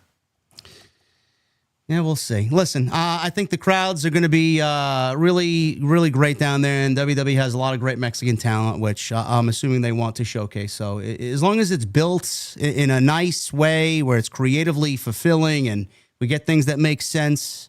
I know Santos Escobar mentioned something to Angel Garza on Friday that he's got a big plan and he wants Humberto back in the fold. Who knows if it's leading to that? I don't know. Edward has the right idea. He goes, Trevor Lee would have been perfect. To the moon. Yes, that would have been perfect. Yes. Cameron Grimes, man, to the moon. Hulk Hogan.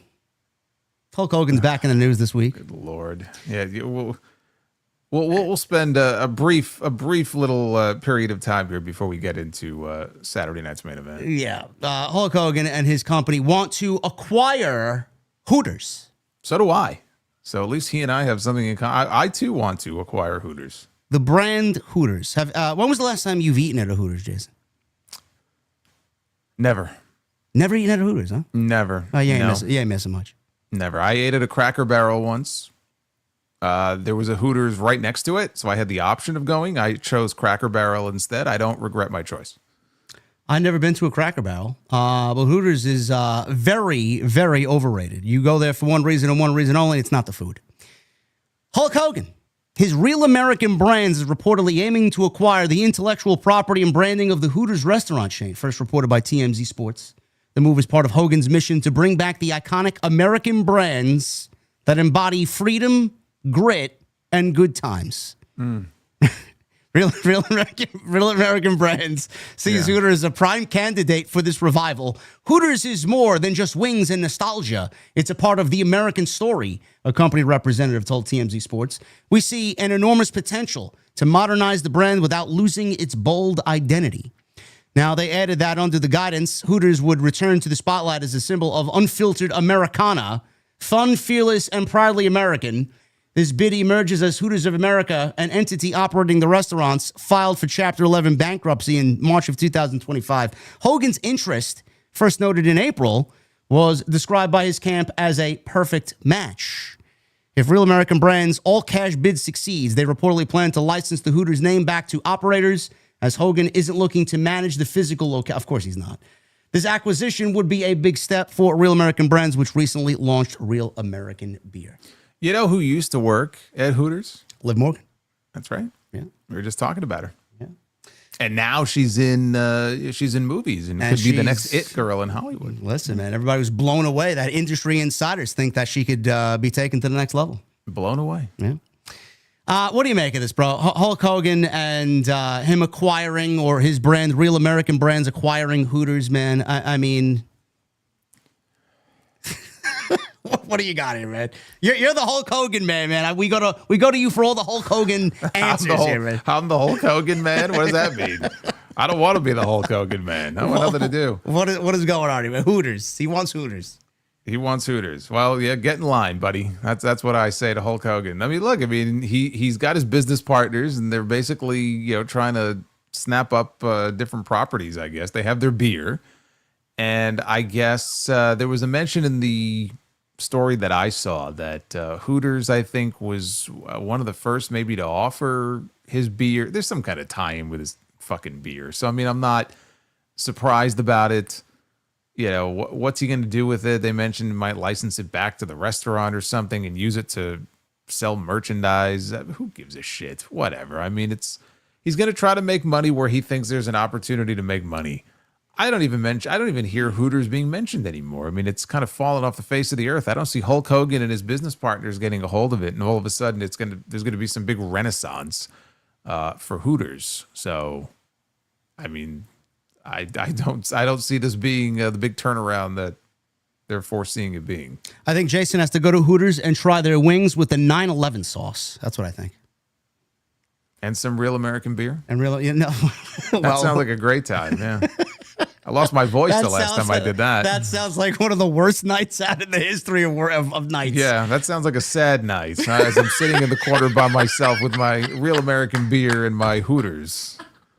Oh my God, man. Can you imagine? Just shoot me at that point. Jason walking into Tropicana Casino, walking downstairs and going into Hooters and ordering wings and a Real American beer, sitting by himself, man, by himself on a Saturday night. Yeah. I'll need then Sidro comes walking by and he sees me and he'll take a seat next to me just to tell me jokes to keep me happy for the night, trying to cheer me up. Never a dull moment these weeks, man, with Hulk Hogan, man. He's more in the news now than he ever has been. So, NXT Europe. We got news on this. The takeover is very much on its way. NXT Europe to launch later this year, ? That's the rumor now. The potential European expansion follows several recent international recruitment efforts by WWE. These include the UK tryouts held during the company's European tour back in March of this year, which reportedly led to WWE showing strong interest, Jason, in signing talents such as, and I'm going to butcher these names, Zozaya, France's Igel Blanc, and Italy's Mike D. What did you say? What did you say? Say that again. Aigle, Igel Blanc. Okay. That's his name. Oh, wait, are these the two guys that were with All Japan? They were... Bro, you know better than me. Igel Blanc and Italy's Mike Di Vecchio was signed. Okay, Di Vecchio, yes. I think I did. Okay, so this is what I saw. It's just the way you said that first name. I was like, wow. Igel Blanc is his name. Igel Blanc. Okay, all right. So yes, I did see that story. Yes, the idea of NXT Europe is discussed or been discussed for some time, with WWE looking to create new development territory based in the region. This would aim to find train the next generation of European WWE stars, giving them a platform to grow. If NXT Europe launches in 2025, it would be a big step in WWE's global plans. It also provides many talented wrestlers from across Europe with a clear path to a WWE career, and the company is expected to confirm more official news on NXT Europe as plans are finalized. Jason, you and I kind of talked about this as a story we were going over whether to discuss tonight in the sound check. And this is a few years now in the making, because this was heard a few years back and we heard nothing of it until today. And again, I'm not really surprised, because I do feel like we talked about Triple H's board and the takeover thing many years ago when he was leading Black and Gold. They had little destination markers on a map somewhere where he just wanted to take over all these different specific wrestling heavy regions and have a global takeover for WWE. They moved away from that when NXT was butchered by Vince McMahon and John Laurinaitis and Bruce Pritchard, and they hired, they didn't really hire. They stopped hiring people from the indies, and they wanted to build from within. That really wasn't going to be a sustainable way to build NXT. They needed that outside indie presence, which they're getting back to now, but they are really gearing up for another global takeover. And I'm not surprised by this. This is the original plan. Nobody should be surprised by this, but you and I discussed this when it is raised in discussion. This certainly is also fueled by AEW and them just wanting to cut off the water supply for anybody else, and they want everything for themselves, and this is no different in that global takeover for WWE. Yeah, I mean, this is what they've been trying to do now for many years. I mean, they had plans for this at least 5 years ago, and the pandemic stalled it out. NXT UK, it was supposed to be so much more than that, and then the world went to shit. Their plans changed. NXT UK went away. So now they're just kind of circling back around to what they intended to do in the first place, which is planting their flag in these different regions. And again, it's not just AEW, but they just want to have a pipeline to as many talents as they can before anybody else. You know, they want to control the entire market, which they already do in a lot of cases, but not in all of these regions. And TakeOver wasn't just the name of an NXT show. Like, this is what they've had in mind now for many, at least 5 years, if not more than that. They really do. They want to take over in these different places. So is it finally going to happen this time? I don't know. I mean, this was supposed to happen years ago and it didn't. It could be, delayed again for all we know. They're probably in a better position now financially than they were 5 years ago to do it. So this was inevitable. I'm not really shocked at all by this news. They're going to go place by place, whether it's Mexico or whether it's different parts of Europe, Japan at some point down the road. You can't rule it out. I mean, I know they're not really familiar with the market there, but who's to say that Japan and Australia and all these places, we're not going to see similar things in the future? Yeah, I loved NXT UK. I was very sad when it went away. I didn't cover it on here on the channel, but I watched, and a lot of those takeover shows were just phenomenal shows. And when the pandemic killed it, I was very sad. But we'll see what WWE does with this. They're getting back into the European market here, specifically with NXT. So we'll see how that plays out for them. Saturday night's main event. Did you want to go over I know RVD said something about Sabu. You want to touch upon that first before we get into Saturday night's main event, or you want to go into Saturday? We can touch on it briefly. I mean, I watched not the entire stream, but I watched a good portion of it. RVD went live on his YouTube channel the other night with Taz, and they were basically just reminiscing and telling stories about Sabu, but RVD also shared some information about what's going on, including that there was some information that WWE and AEW got wrong in their tributes and tribute graphics to him. Yeah. So I don't know if AEW did it, but I know WWE did. When they put the memorial graphic up last week for Sabu, they said that his name was Terrence Brunk. And RVD said, no, his name wasn't Terrence. It was just Terry. Everybody was reporting, including the New York Times, that he was 60 years old when he died. And in fact, he was 61. So he was born in 1963, not 1964. Because everybody probably just grabs information from his Wikipedia page. Yeah. Like his Wikipedia page says he was born in Staten Island, New York. And RVD says, as far as I know, he was never born in Staten Island, New York. He was born in Michigan. And he has no idea how that ended up on his Wikipedia page. I think it might still be up there. So he corrected the record on a few things. The biggest thing is, if people are wondering what's the cause of death, we still haven't heard what he died from.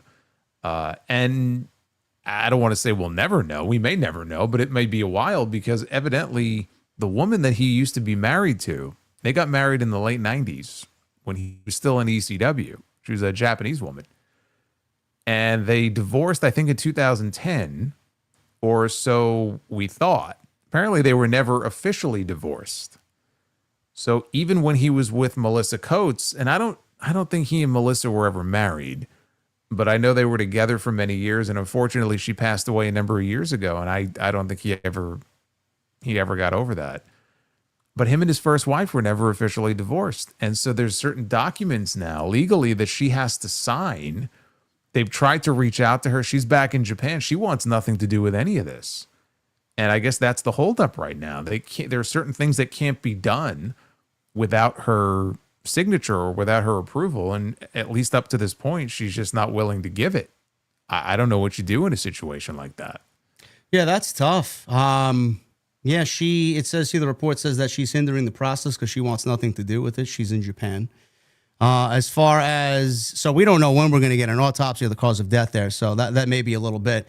But as far as his last match, in a 2024 interview, Sabu expressed his desire to have a final match in July of last year and mentioned Rob Van Dam as a potential opponent. He said, I'm actually hopefully setting up for my final match. I want to do a final match, maybe in July. It's probably going to be with RVD. I heard Van Dam say he wanted to have a barbed wire death match. To have his last match and my last match be a barbed wire death match, I thought, yeah, whatever, that's good. I'd rather just wrestle him in a regular match. I want to have one of my better matches, the barbed wire match, that's a gimmick. I don't really want a gimmick. Additionally, in another interview, Sabu clarified that his match with Janela, which took place at Spring Break this past WrestleMania weekend, was not a retirement match. They billed it as his last match, as a retirement match. It's not guaranteed. It's not a retirement match, Sabu said. It's my last match, except for it's one of my last matches. If I lose, it's my last match. If I win, I'm going to continue. I'll probably keep wrestling until I lose. Hopefully, I don't lose this next one, but it's not a retirement match. I'm already retired, but I'm going to have one more match. I don't want to end my career on my last match that I had just a few years ago, which was very bad. RVD, he corroborated these sentiments and mentioned Sabu was training for a significant retirement match and one more match beyond the GCW match with Janela. He wanted that for a long time. In fact, Joe Clark had been working with Sabu on filming a documentary. He was training. He was wanting to have his big retirement match, so much that when it got down to it, he knew he had more in him. Sabu used kratom every day. It had nothing to do with him dying 3 weeks later, said RVD. So I read this, Jason, and I thought immediately to what we talked about last week. I still stand, and I do think you stand as well. The people that mention Joey Janela having anything to do with his death is just fucking utterly ridiculous, and they're fucking weirdos. If there's anything, it's a negligence on GCW, and, I look at it now after the fact, pro wrestling is a scummy fucking business, and it's not just the GCW thing. We can label them here because they're a part of the story, but GCW and all pro wrestling companies that operate in this same way, and something unfortunate like this happens, they used Sabu's legacy and Sabu's name to sell tickets and sell pay-per-view buys for his retirement match. And Sabu said this was not my retirement match and had every reason to continue going at least once or twice more after this match with Janela was over. But they used that as a vehicle to sell tickets and sell pay-per-view buys, and then unfortunately, sadly, he passed away 3 weeks later. Just looking back at it in retrospect, it just looks and sounds completely fucking disgusting and completely scummy. Well, because it is. I mean, it's just very sleazy, the whole situation. You know, even the Yahoo article, which caused the whole big controversy last week, and I talked about it on my show this weekend as well. Yeah, you had Janela in the interview who was saying he was doing damage control. You know, he was saying, well, you know, he wasn't really, because he mentioned in the article that Sabu was knocked out, which he obviously was. I mean, if you saw that spot where he fell out of the ring. The whole match, by the way, is up on YouTube. Someone uploaded it and I watched it. It just was not good. But you know the spot I'm talking about. And that was just sickening. And I think it was several minutes before he was able to get back in the ring because he was knocked out. He was knocked loopy. And Janela said as much in the article, but then backtracked later on and said, no, I was just saying that to, you know, play up the lore of Sabu. Like, no, he was covering up because, of course, it just looks terrible now in retrospect. But Sabu was on a podcast like right before he died, and he said he got knocked the fuck out. Like, he literally said he got knocked out. So it just feels like, you know, in some cases, some people are just trying to cover their asses. I agree. I mean, to say that Janela was responsible for his death or gave him drugs, I mean, that's just ridiculous. But nobody comes off in this situation looking good. We'll put it that way.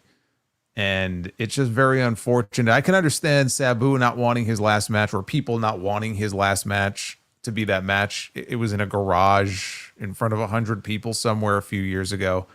I can understand people not wanting that to be the lasting image or the final match of this man. But, you know, you read that article and you just hear about what was happening right before the match when there was a fear he might not make it to the building for the match that night.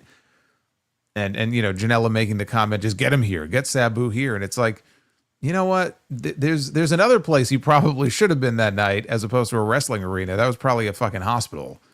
If his feet are bleeding and he's having all these issues. So yeah, I mean, the whole situation is very sad. And it is very sleazy, but it's hardly an isolated incident. This is the wrestling business, and it's always the show must go on. It's always, you know, you got to give the people what they paid to see. That's the most important thing. I'm sure Sabu himself, you know, wanted to go out and give people a very Sabu-esque match, but it would be nice if every now and then there was somebody who cared enough to stand up and say, you know what, all that may be true, but somebody has to intervene here and say, this probably shouldn't happen. And nobody did that here because it's just that it's that wrestling mentality. Yeah. It's hardly unique to Sabu or GCW or anything like that. It's not the first time. It will not be the last time, unfortunately, that we hear about something like that. But as far as what led to his death, that's a whole other story. And it's just, you know, it's a case where we may not know for a very long time, you know, unless that whole situation, I guess, with his wife is resolved. So that's the latest there. That came in the week since we talked about it last week on TNT. So that's the latest on Sabu. And we'll end with Saturday night's main event, rapid fire predictions here. This will be this coming Saturday. And we have 4 matches on the card as of now. We don't know if they are going to add a 5th match to the show. There are no scheduled women's matches right now for Saturday's show. Damian Priest versus Drew McIntyre steel cage match. I'm excited for this just because I think the body of work with both Drew and Priest is very good. I do think that this needs to be the end, Jason. I feel like McIntyre got the win at WrestleMania. Damian Priest gets the win here. How he gets it, I don't know, but I think after this, Priest wins and we move on separate directions for both guys. I mean, it's in a cage, so it feels like this is the blow-off. Part of me is like, man, you go old school with some of the elements on these Saturday night's main event shows. I kind of wish for one night they'd bring back the old blue bar cage. I know they won't, but this should be a win for Priest. McIntyre won at WrestleMania. What does that say for McIntyre if he goes in there and loses again? I mean, they're trying to get him going as a top babyface on Friday nights. He still has not recaptured that feeling that he had when he initially broke away from the Judgment Day on Mondays. Because he and Rhea, when they left the Judgment Day, like they were super over. I mean, Rhea's still over, but ever since they moved Priest over to SmackDown, he hasn't had that same aura to him. The support isn't there in the way that it was on Monday nights. So I feel like another loss here to McIntyre. It's going to be bad news for him. Like, he needs this win more than McIntyre does, and a loss for McIntyre will not hurt him in the way that I feel like it would hurt Damian Priest. Well, McIntyre, to be fair, hasn't felt the same since his Punk feud either. So, but he's still, when you look at him and he comes out there and the reactions he gets, the fans still see him as a top guy. Well, how much of Damian Priest's lack of reaction is Rhea Ripley? How much did Rhea Ripley have to do with that? A lot, right? Yeah, I mean, she had something to do with it, but he should be able to stand on his own. I mean, he's put together a pretty impressive body of work on his own in the ring. I think maybe personality-wise, the fans just haven't connected with him in the way they have with other people, so maybe that's part of it. Maybe they need to do more character-wise with him. You know, not just, I mean, in-ring work is fine, but maybe character-wise, we need a really good, as you brought up earlier, a really good story for him. Once this story is over, which it should be on Saturday, what's next for him, right? It's not just who's his next opponent. It's like, what's the next story for Damian Priest? I don't even know where that story comes, but Priest, I'm going Priest over McIntyre. Should be a very entertaining steel cage match. Jey Uso will defend the World Heavyweight Championship against Logan Paul. Again, not much of a story coming into this. Everybody assumed this was going to take place at Backlash. It did not. They saved it for Saturday night's main event. Logan Paul has got the best of Jey Uso, Jason, by knocking him out 4 different times before we actually get to the show in Tampa on Saturday. Logan Paul beat AJ Styles, so theoretically he called a shot for the World Heavyweight Championship. Jey Uso is obviously the fighting champion, the babyface fighting champion, but he's got obstacles in his way. He's got Logan Paul. He's got Seth Rollins already getting a title shot because of Paul Heyman getting him one. He's got Gunther looking down the barrel of that gun on June 9th in Phoenix on Monday Night Raw. So he's got some challenges ahead of him. Logan Paul and Jey Uso, I'm interested to see where they go because Jey Uso has kind of turned it up just a little bit in the in-ring aspect of his performance. I thought his match with Seth Rollins was very good. I thought what he did with Braun Breaker last night was very good. Logan Paul is very good, so I expect somewhat of a good match here. They're really kind of, I guess, coloring shades of gray here. Like they want you to think that Logan has a chance to win it, but I don't really think he does. The face-to-face with Gunther last night on Raw was entertaining to an extent, but I don't really think they're going to go that way because if they do Logan Paul and Gunther, who the fuck are you supposed to cheer for? They're both heels. So I would probably say Jey Uso wins this. How? I don't know. If it's going to end up being clean or if there's going to be some outside interference here, I don't know, but I think Jey Uso is going to retain. Well, that's their job. I mean, to convince you that Logan Paul has a chance to win. So that's what I liked about the segment they did last night. It made you think that, oh, maybe we'll get, Gunther and Logan Paul. That's exactly what they should be doing. But Logan Paul has now knocked this man out 4 times.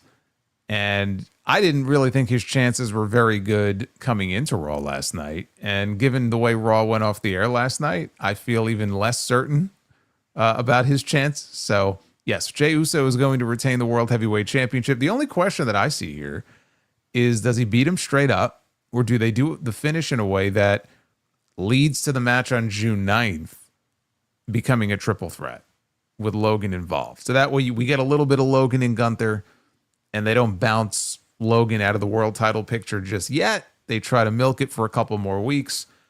That's the only question here. There is no question that Jey Uso is leaving with the world heavyweight title. I like that a lot better than anything that we've discussed so far. I think getting Logan and Gunther in the ring together, at least in that capacity, would be entertaining and fresh. I don't want to see another Jey Uso and Gunther match for a 5th time. I just don't care to see it again. And again, like we've discussed on this show, and I'm sure we've discussed individually, I mean, wrapping our head around how that match ends, if it ends up being Jey Uso and Gunther, I can't bring myself to even come up with a solid way. Like, all right, that's a good idea. There's no good ideas here. There's no good ideas at all about how that match ends. Well, turning it into a triple threat would solve the issue of it being heel against heel, because you would have Jey Uso in there. So that's why that idea could work. But yeah, Jey is going to walk out with that title on Saturday. He's going to win, whether it's a straight up win or a DQ win or whatever. Jey's going to win that match. John Cena, R-Truth, non-title. I've seen a lot of people claiming, John Cena's run has been less than enthusiastic, which I do agree with. And then they cited this, or this is the best that they can do. This is John Cena's run. They're wasting a match and an appearance on R-Truth. R-Truth has said for years that his idol and his hero was John Cena, and now John Cena's heel, and you don't expect R-Truth to get involved in John Cena's final year after all these years of R-Truth saying what he said. I just find that to be a little ridiculous. I don't mind this match as other people might mind it, Jason. I feel like this is needed. And if they go about this in a really creative way and don't make it into like a 15-minute, oh my God, R-Truth is making a babyface comeback and he's got a chance to beat John Cena, I don't want to see that. They don't need to do that. If John Cena ends this in like what we discussed with Gunther and Pat McAfee, which should have realistically went about 7, 8, 9 minutes maybe at Backlash, keep this to a 6-7 minute minimum. I think we're doing good here with these two. Yeah, I mean, it's non-title because what sense would it make for R-Truth to get a world championship match, right? I mean, it wouldn't. So you can't really have the title on the line here. It would be foolish. I see this as more of an angle than a match. I mean, they're going to wrestle, but I think you'll get, storytelling here in that Truth is going to try to convince Cena, the real Cena, to come back out. Because he said in that interview with Wade Barrett on Friday, like, that's not John Cena. John Cena doesn't tell the fans, I'm going to ruin wrestling. John Cena doesn't cheat to win. John Cena doesn't do all these things. So you'll see Truth, I think, trying to just talk some sense into him, and it's not going to work. And in the end, Cena wins. And the only question then is, does he lay a beatdown on Truth that then leads to, let's say, a Cody Rhodes appearance to make the save, and that's how we get Cody back on TV? Or is it just Cena really just beats this man down and you put more heat on John Cena? Because what better way to put heat on John Cena than having him lay a vicious beatdown on one of the more beloved personalities in the entire company? Because everybody loves R-Truth. So if he really lays like a vicious beating on this man, and I don't even know, is Cena even capable of a serious vicious beatdown angle at this point? I don't even know. Maybe not. Maybe he'll just give him a couple of attitude adjustments and a kick in the dick. But whatever it is, this is a way, I think, to put more heat on Cena, but also tease that Cena maybe briefly looks like he's contemplating, right? Maybe he's trying to listen to reason here. Maybe the real John Cena will come out, but he won't. But they'll tease it, but he won't. And then what I think is going to be the main event of the show. Is John Cena going to main event? Probably not. No, right? I didn't think John Cena was going to main event. I thought they would main event with Logan and Jay. I think they might open the show with Cena's match. I could see that. I thought that Punk and Zayn against Seth and Braun Breaker would be the main event of the show. But that is the other match here, tag team match. I'm very much looking forward to this. The way that I thought it was going to be set up, I thought it was going to be Roman and CM Punk versus Seth and Braun Breaker at some point in a tag team match. But who the fuck knows when Roman's going to get back? So in comes Sami Zayn, and I don't really mind Sami Zayn being there. He has a nice dynamic with Punk, and he's obviously got history with Rollins and Breaker. Pretty basic here, Jason. I'm looking forward to it. I think it should be a good match, but this new faction with Heyman, Rollins, and Breaker, they're not going to lose their first tag team match together, so I see them going over Punk and Zayn, while Punk and Zayn kind of tease something happening there. Maybe they don't trust each other completely after saying that they trust each other and they need to get the job done. I think something happens there. Rollins and Breaker win. Yeah, this has to be a win for Seth and Braun. I mean, you just put these guys together. Seth is on his way to the World Heavyweight Championship soon enough. Punk and Sammy, already they're not entirely trustful, if that's the right word, of each other. There are some people who think that Sammy might turn, which I think is ridiculous. I mean, that would be very dumb. Number one. Number two, I don't see that happening. But yes, there could be a miscommunication. There could be trust issues between the two of them. Something will lead to their downfall. Seth Rollins and Braun Breaker win. They should win. I think it would be foolish to beat them this early. That is your Saturday night's main event, and that is your episode 96 of TNT. Thank you guys very much for all of your supports. We are going to get into your super chats right now. I see 888 likes on tonight's stream. We need 1,000 minimum. So we're almost there. So if you guys are in the chat and have not hit the thumbs up, please go and hit that thumbs up. Super chats are open and will remain open, so get them on in if you guys want to support. It's the best way to do so. And please go follow us on social and on YouTube. Everything you need is linked down below in the description. Michael Krause with the $2 super chat. Yes, no mention of the third man tonight. We didn't mention the third man. Jason doesn't like the third man. Well, I just saw Rob in the chat says Sammy is the third man. No. No, he's not. No. Sammy should not go heel. Michael Krause with a 2. TNT Tuesday. How's everyone? Let's go. JD, Jason, and OTS. Yeah, thank you, Michael. Got to give a shout out, by the way, to JD Ultra, who was celebrating a birthday. Happy birthday, JD Ultra. There you go. Sidro, I did not catch up on LFG, but I know who won thanks to Twitter. I am not surprised who won LFG. Tyra May Steele and Casper Troy. I was actually surprised Shiloh Hill didn't win, but I'm not surprised that the winners are who they are. How did the girl do? I guess, was she on Undertaker's team? The one who was kicking ass there for a while? What's her name? I forgot her name. The big girl. I don't know. Yeah, he really liked her. Yeah, I forgot her name. Yeah, what was that? What was Sidro? What was that one's name on the Undertaker's team? The one that looked like she was, I don't know who she looked. Kind of China-esque almost, right? Kind of reminds me. Have you seen Brock Lesnar's daughter? Yes. She's what was it? Shot put, or I don't know what her sport is, but she's very athletic, and there's been some news stories about her recently. I don't know, for some reason, it kind of reminded me of like Brock's daughter. Yeah, I could see that. Yeah. Oh, Bailey Humphrey says Justin. That's Tony. right. That's her. How did she do? How did Bailey Humphrey do? Yeah, how did she got eliminated? She got eliminated the week before, said Sidro. I see. Okay, so she made it till the end.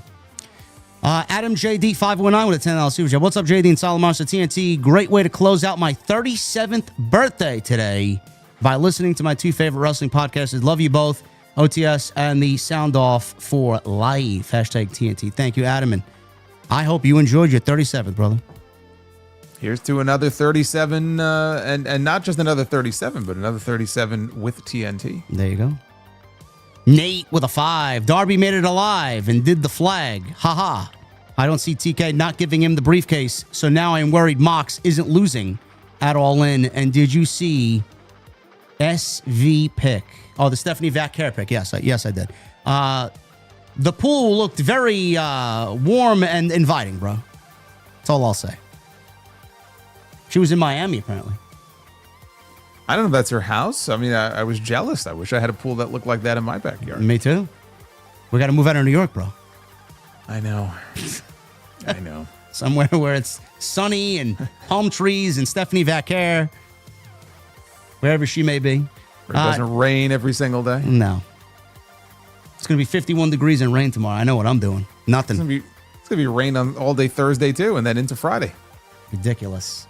Nate, thank you, brother. MGM balling with the $4.99. Triple H says, all right, Cross, you're going to go to the moon.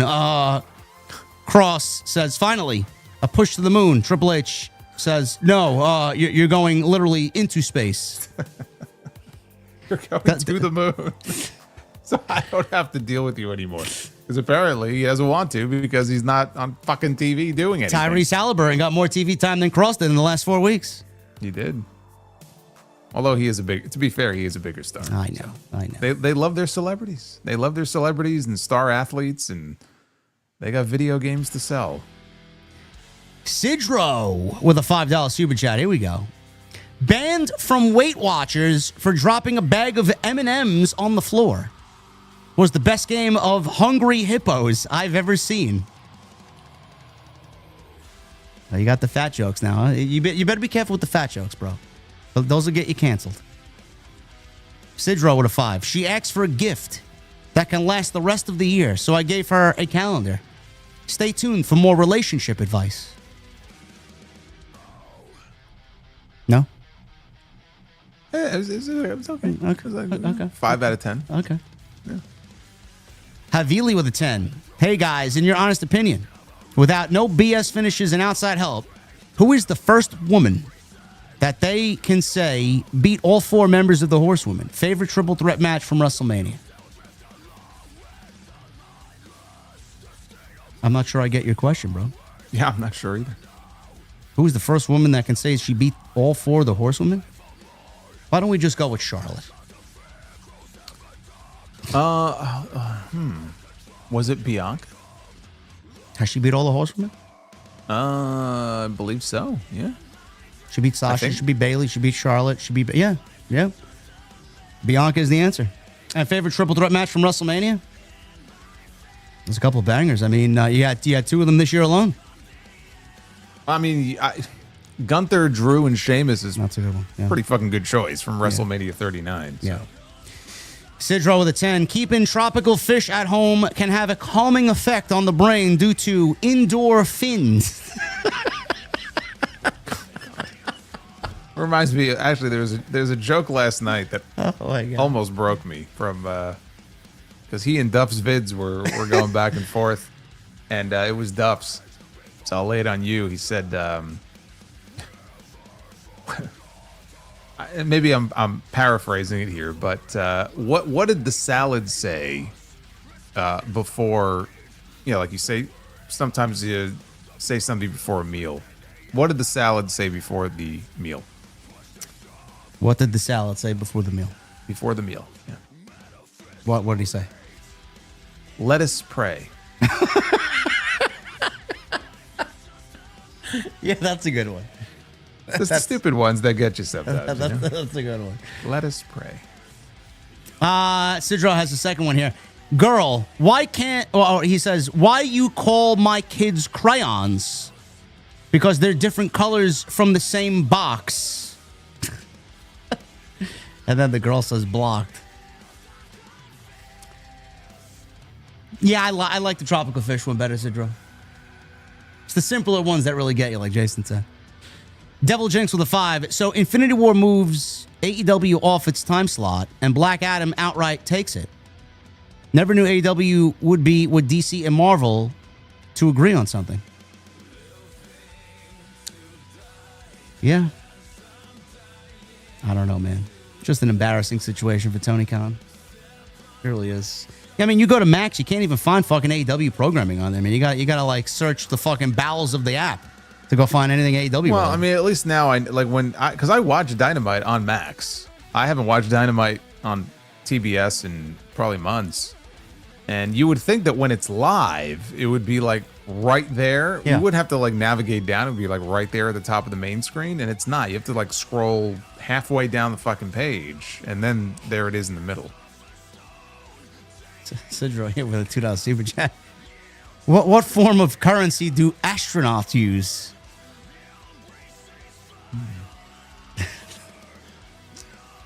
I don't know. Starbucks. That's pretty good. That's very good. That's a good chuckle there, Sidro. Thank you, bro. Yeah. Noah Smith with a 5. Started watching right after Dynasty. Keep up the good work, guys. Also, where are you at in Expedition 33, JD? Almost finished it easily. My game of the year. I'm about, I would say I'm about 12 hours in, Noah. I kind of stopped because I'm playing the new Doom game. So, and then obviously I got Destiny and everything I'm doing on that. So I'm trying to maneuver 3 games at the same time here. Michelle with a 2. Does Roman come back as the OTC or a new gimmick? No, he's the OTC. Didn't he change? He went from the OTC to the YTC. Because he had a new T-shirt that said YTC. What the hell does that mean? Your tribal chief. Ah. So, like, it's going to be like the John Cena thing, where every time John Cena would come back, it would be a different color shirt to sell. So now, like, the initials are going to change. Like, it was OTC, then YTC, and then it'll be something completely different the next time we see him. Interesting. I didn't notice that. Yeah. Ali with a 2. JD, what Call of Duty games made you rage the most? All of them, Ali. I never forget this guy. I don't know if you made the edit where I was like, I still have it. The Monday Night Raw logo, and I'm yelling "die" because the guy won't die. But then you remember at the very end, like Bruce Pritchard's like face appears at the very end. I would say Black Ops 2, Ali. I thought that was just a nightmare. You ever play Ghosts? I did. I actually hated Ghost, but when Ghosts wasn't really the game of the series that was like pushed, I actually went back and played it. I enjoyed it more after the life cycle was over. Ali, thank you, brother. Base Beerist says he's with a $2 super chat. Hey yo. Hey yo. Hey yo. Hey yo. Sidro with a 10. What's a fish's favorite magic trick? Pick a cod. Any cod. Oh, God. Get him out of here. Just get him out of here for that. Oh, man. And this morning, I tripped over a box of Kleenex and thought I injured myself. Turns out it was just tissue damage. Oh, man. See, those are good ones, Sidra. You got the same type of vibe, man. Hannah with a $4.99. Mariah May has to come back on Sunday. Her IG is making it far too obvious. Plus, why would she leave the company her boyfriend is at? Fingers crossed. Well, who's her boyfriend? This is news to me. Yeah, I don't know. Jason needs to go find the new boo. Man, it's very disappointing. Listen, Hannah, I would not be surprised if she does. There's a way for her in, as we discussed earlier.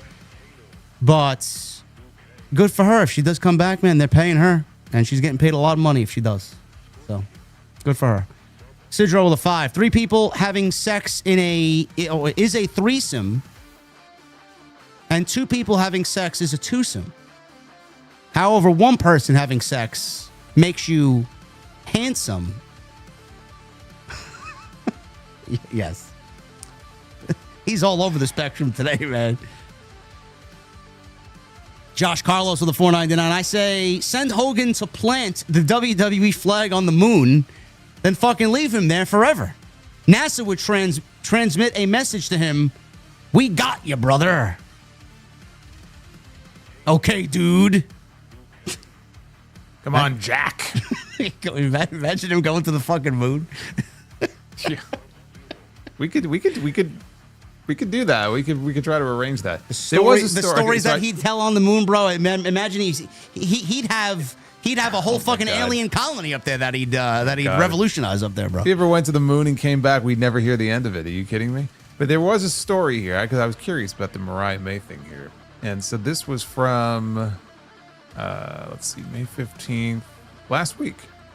Mariah May responds to rumors of dating current champion in AEW. And apparently the story is that she is dating Ring of Honor World Television Champion Nick Wayne. However, the former women's champion has taken to X to shut down those rumors emphatically. In the process, she even gave away her preferences, which will surprise some fans. And her post was, I only like hot women that are older than me. Oh, wow. Jason was relieved and then heartbroken all over again. Yeah. Yeah. I'm running the gamut of emotions here. Oh, man. Well, I was going to say good for Nick Wayne, man. That's definitely mother approved over there, huh? Mama Wayne. I don't know where approved? I don't know where that came from. I have no idea the validity of it, but I had to look it up after that super chat. I had no idea. Oh, boy. Thank you, Josh Carlos. Sidro with a $5 super chat. My boss said, dress for the job you want, not the job you have. Now I'm sitting in a disciplinary meeting dressed as Batman. Who among us hasn't done that? Duff's Vids with a $4.99. What did one plate say to the other plate when they went out? Dinner's on me. Another one from actually a couple from Duff. We have 4 from Duff's Vids. Oh my god. Oh my god. $1.99. How bad was Nemo grades? They were below sea level. Why did the golfer bring 2 pairs of pants?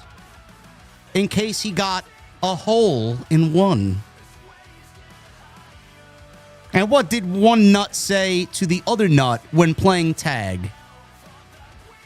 I'm a cashew. I'm going to beat your ass, huh? I'm going to beat your ass. Oh, man. Aaron Tucker with a 499. What did Travis Scott say when he met Bray Wyatt?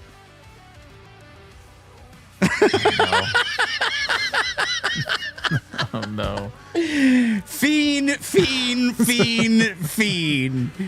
Knew it was coming. Robbie with a 499. What's up, guys? Other than Punk, Roman, and Cody, what other 4 or 5 names would you like to see face Cena?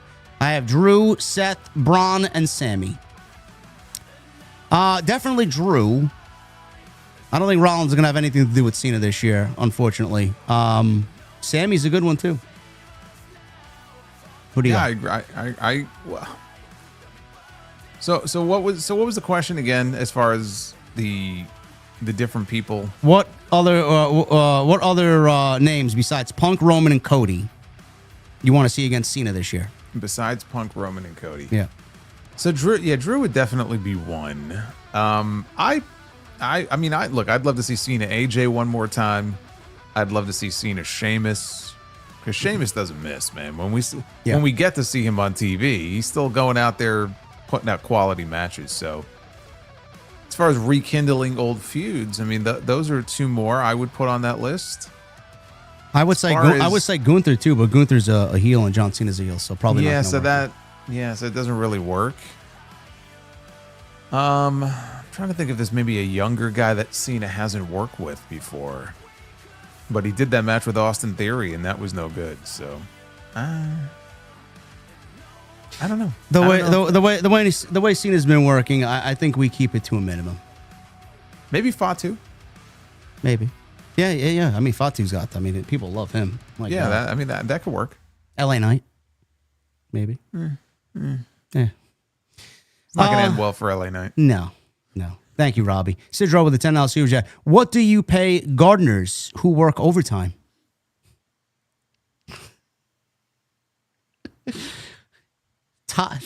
Time and a half. Oh, God. It's so bad. And Amal and Juan are identical twins. Their mom only carries one baby photo in her wallet. Because if you've seen Juan, you've seen Amal.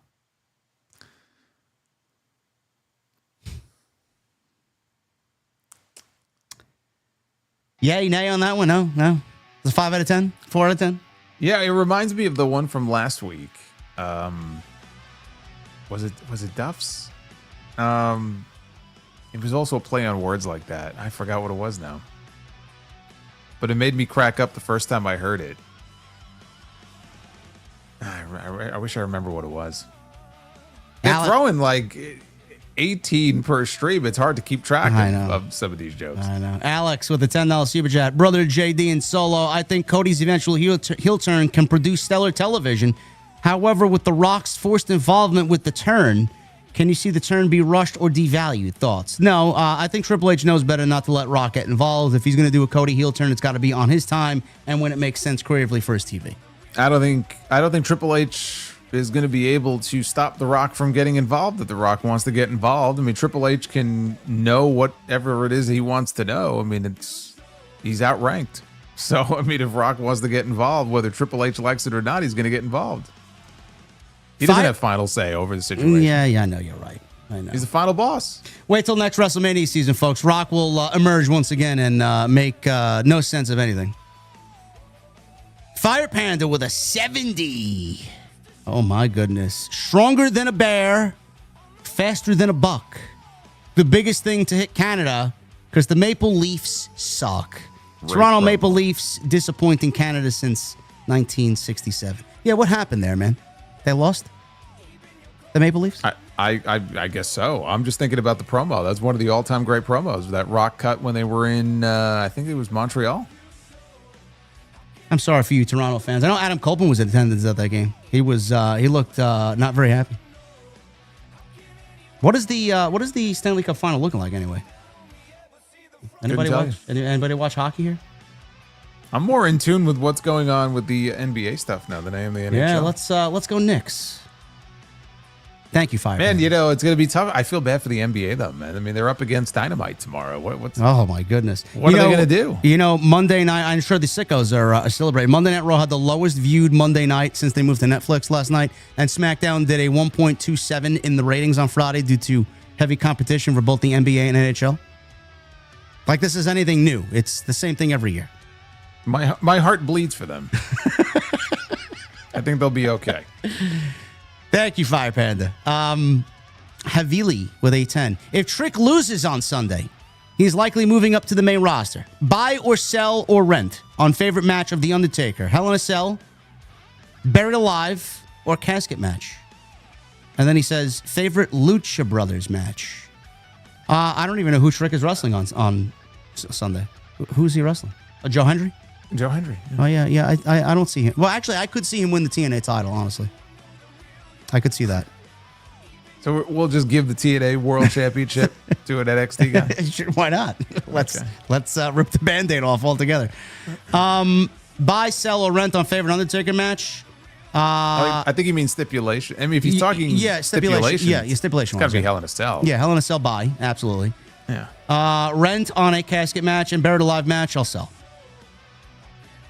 I always like Buried Alive. I mean, I don't disagree with the ranking, but like people shit on Buried Alive.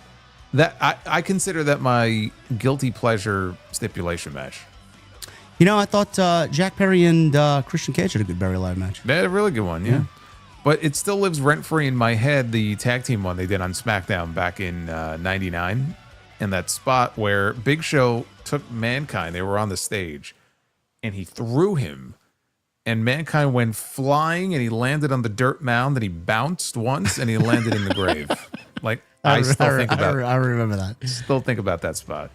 Thank you, Avili. Josh Carlos with the 499. Better Iron Man match. Or actually, I'm sorry. We had one more part of Avili. Favorite Lucha Brothers match? I'm going to say Steel Cage match with the Young Bucks. At All Out.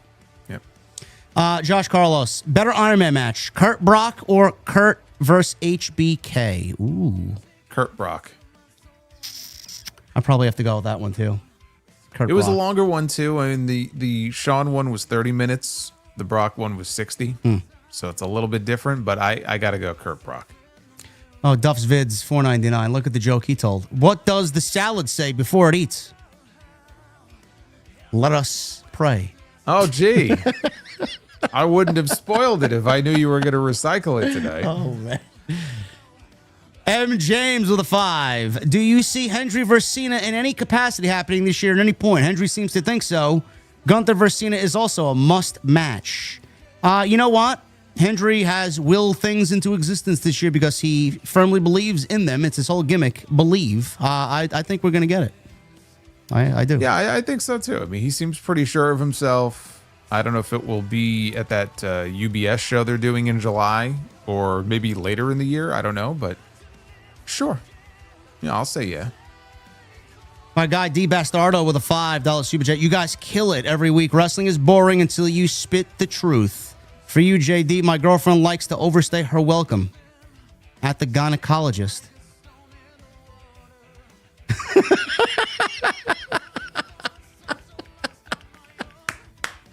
I like how he directed that to you. I don't know why he directed it to me. That's a you question. There's something going on there with you. I don't know what that means. Bastardo, thank you, brother. I hope you're well, man. Tony Brown with a 5. JD, Stephanie Vaquer is absolutely finger-licking good tonight, but then again, isn't that always? Always, Tony Brown. Always. Miles Bourne is a lucky man. If the rumors are true. We don't really know yet. Mr. Ruby Dog, 499. The wrestling statistic, autistic, Jason Solomon. What? that was the super chat. What was it? Say that one more time. The wrestling statistic, autistic, Jason Solomon. The wrestling statistic. No idea what that's supposed to mean. Ruby Dog, I don't know what you mean there, bro. Also with a 499. Solid Monster, are you doing the show from your childhood bedroom? My child. Very nice. Oh my God, man! What is it? What did you got? My childhood bedroom was, God, where was my childhood bedroom? Was in Canarsie. on East 79th Street. And God, there used to be like I would walk around the corner and there was a comic book store called Comic Mania. And I used to go in there and I would buy Marvel cards, but they used to have like holograms that you could buy. Not your favorite hologram, but like these hologram cards. You buy one card at a time. They would come in like a little plastic sleeve. And it was like $10 per card. I still have a loose somewhere. I have a loose leaf full of cards and holograms. And I never bothered to check because a lot of them are in mint condition. I never bothered to check to see if they're actually worth anything because I used to buy they had the books that the Wizard. Yeah. Remember the Wizard books? Yeah, and they would give you the dollar amounts? Yeah. I just, for some reason, that made me think of that. And I haven't checked to see if it's actually worth anything. Yeah, I had all those sports price guides, Beckett and the Wizard. Yep. Yeah. Yep. Speaking of the masks, the Grande Americano mask is sold out completely on www.shop.com. Good thing I ordered it. Mine's coming July 10th. It's taking that long? Yeah, they're all sold out. Wow. Completely gone. Gold Standard with a $5 super chat. I think Moxley should win at All In. I think you're crazy. I think you're absolutely ridiculous, Gold Standard. Tommy McLuth, the 199. AEW doesn't feel like a legitimate challenger brand.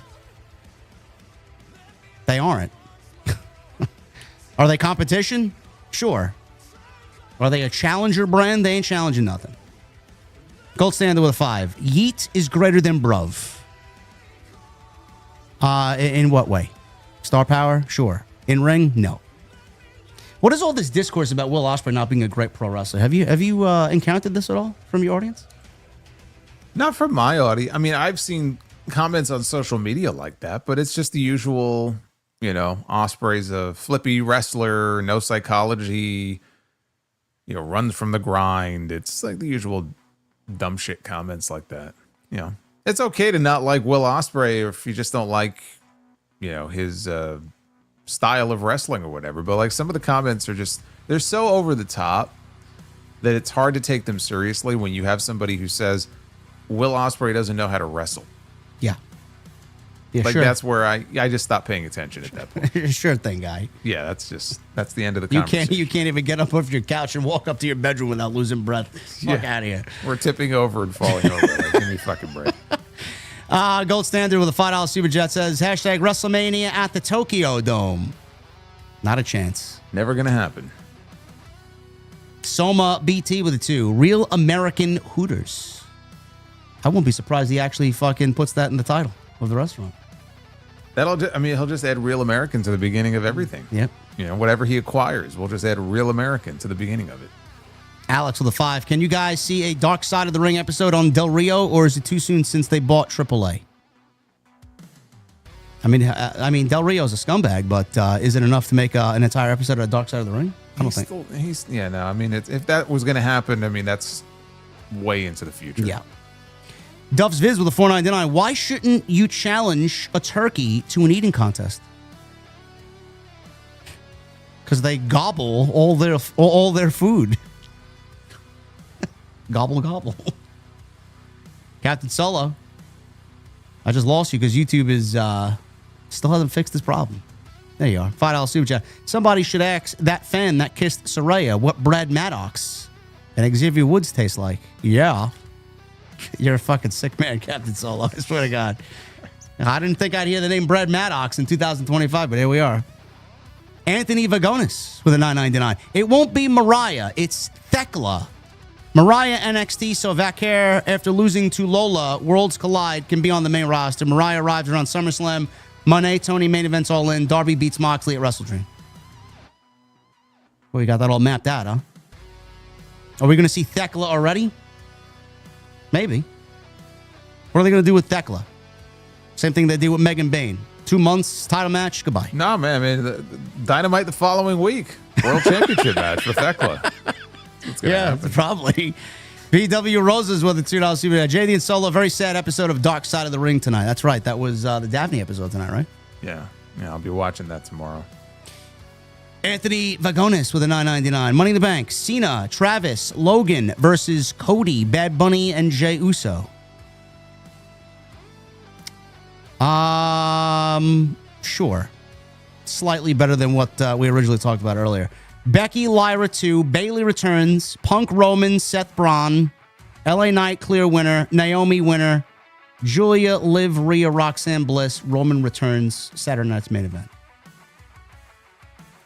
Why are we going to run Punk and Roman versus Seth and Braun when we're seeing that match basically without Roman Saturday? I don't really care at that point. I'm going LA Knight and Naomi to win Money in the Bank. Anthony. What do you call a man with no arms and no legs in your swimming pool? I feel like we heard this one. Bob. We did. Yes, we've heard that one. Thank you, Anthony. Leopoldo with a $50 super chat. Thank you, Leopoldo. We need five likes for 1,000, by the way, guys. 5 likes. Guys, I climbed Mount Everest. Small world. Wardlow's up here. Oh, wait. R.I.P. Oh, shit. TK just heard WWE sending Theory and Waller to the moon to speed up the story. He's sending us to Mars. Darby says 2 years and Mox is his. Well, that's a shame. Good luck, guys. Wardlow's at the top of Mount Everest? Could be. I mean, I couldn't tell you where else he's been. He may be one of those bodies in the snow somewhere. He may be buried up there for all we know. Thank God. Cecil Robinson with a $4.99. Turned 31 last Saturday. Went to my first Mania, 2 Raws and SmackDown this year. Rollins is my current favorite. Love watching you guys every Tuesday. Cecil, thank you, brother. And Rollins is killing it this year. Thank you, Cecil. And I hope you enjoyed your 31st, bro. Happy birthday. Bradley Xavier with a 5. Remember these forgotten WWE gimmicks. Make Darren Young great again. Los Matadores. Rybaxel. Slater Gator. Team Apple. Social Outcasts. And Lord Tensai. You forgot the core. C-O-R-R-E. Just because you had me remember all these gimmicks, I'd love to refund you your $5 back. Yeah. Thank you, Bradley. Nima, $5 super chat. Do you guys think Triple H does too many screwy finishes? Yes, I do. There's a lot of DQ finishes and interferences, yes. Far too many. WCW would do these screwy finishes at their peak in the late 90s and it hurt them later in tickets. Way too many. Anthony Carroll, the $5 super chat. To be read in the Deep Thoughts by Jack Handy from old SNL voice. Snakes have no arms. That's why they don't wear vests.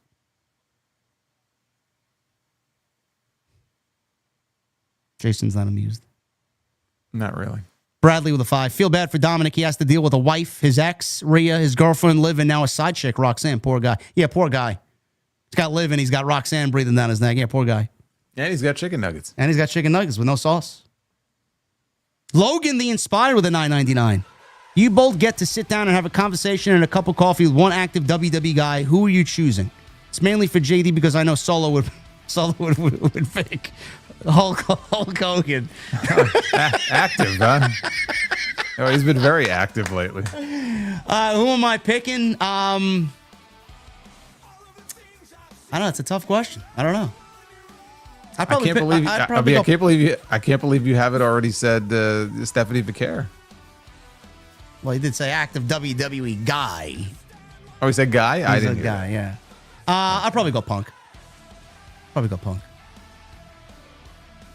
Who's Jason choosing? Hulk Hogan? I guess so, apparently. I guess I'm sitting there with Hulk Hogan having a real American beer. All right, Havili, this is the last one. $5 super chat. Solid Monster, if everyone didn't get left in New Japan, would Zack Sabre Jr. still win the G1, become New Japan World Champion, and main event Wrestle Kingdom? Thanks, guys. No. I mean, I think he finally got that moment to be champion and got elevated up the card because a lot of guys left. I think if a lot of those guys didn't leave, I can't say it never would have happened, but do I think it would have happened when it did? No, probably not. And Base Beerus with a 2. Your theme music done by Def Rebel or Travis Scott? Unfortunately, I gotta go to Def Rebel, man. I gotta go. I go Travis Scott. Okay, I'm surprised that you said that, but why? Fiend. He'll probably just remix Fiend for you. So what, it's gonna be solo. Yeah. Solo.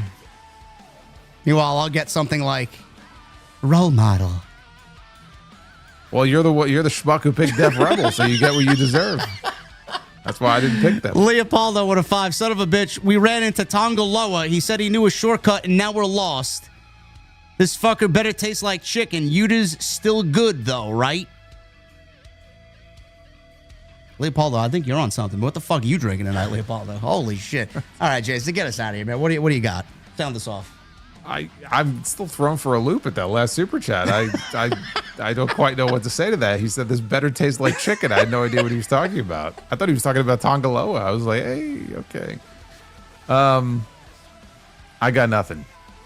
We've covered every possible angle, every possible subject. We've had every joke. We've had every punchline. We've had some very weird ones.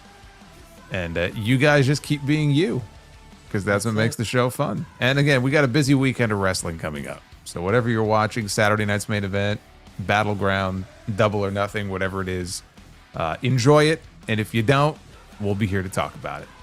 We got 2 more super chats here. We got one from David Thiering. He's coming on in. He says, Solo's opening theme line in his theme. I love you, Solo. That works. That works. That works. Yeah. And Logan the Inspired with a 199. Predict the main event of night 1 and night 2 of WrestleMania. A year out? Cody's going to be in it. And Seth and Sammy. I'm still sticking with that. I think Seth and Sammy is a very likely match. Main event, though? You think main event night 1? Only if Sammy's winning, right? Yeah. Yeah. Yeah. Yeah, that's probably... I could see that as the night 1 main event. And then Cody... I don't know, man. A year from now, we know Cena won't be around. No. Maybe Cody and Randy. Maybe Cody and Randy. Maybe Cody and Randy. We finally get it. Just before we get out, Leopoldo again with it too, because we're going to have to eat him to survive. Ha ha. I see. Duff's Viz with a 499. What did one snowman say to the other snowman? Smells like carrots out here.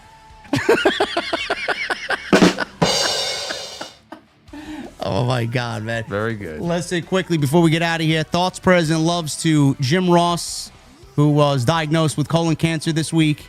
Hopefully he kicks cancer's ass, because fuck cancer. Voice of our generation, and I wish him nothing but the best. There you Absolutely. Go. Yeah. Because he's been through the ringer. He's been through cancer before. Yeah. Skin cancer, other health issues.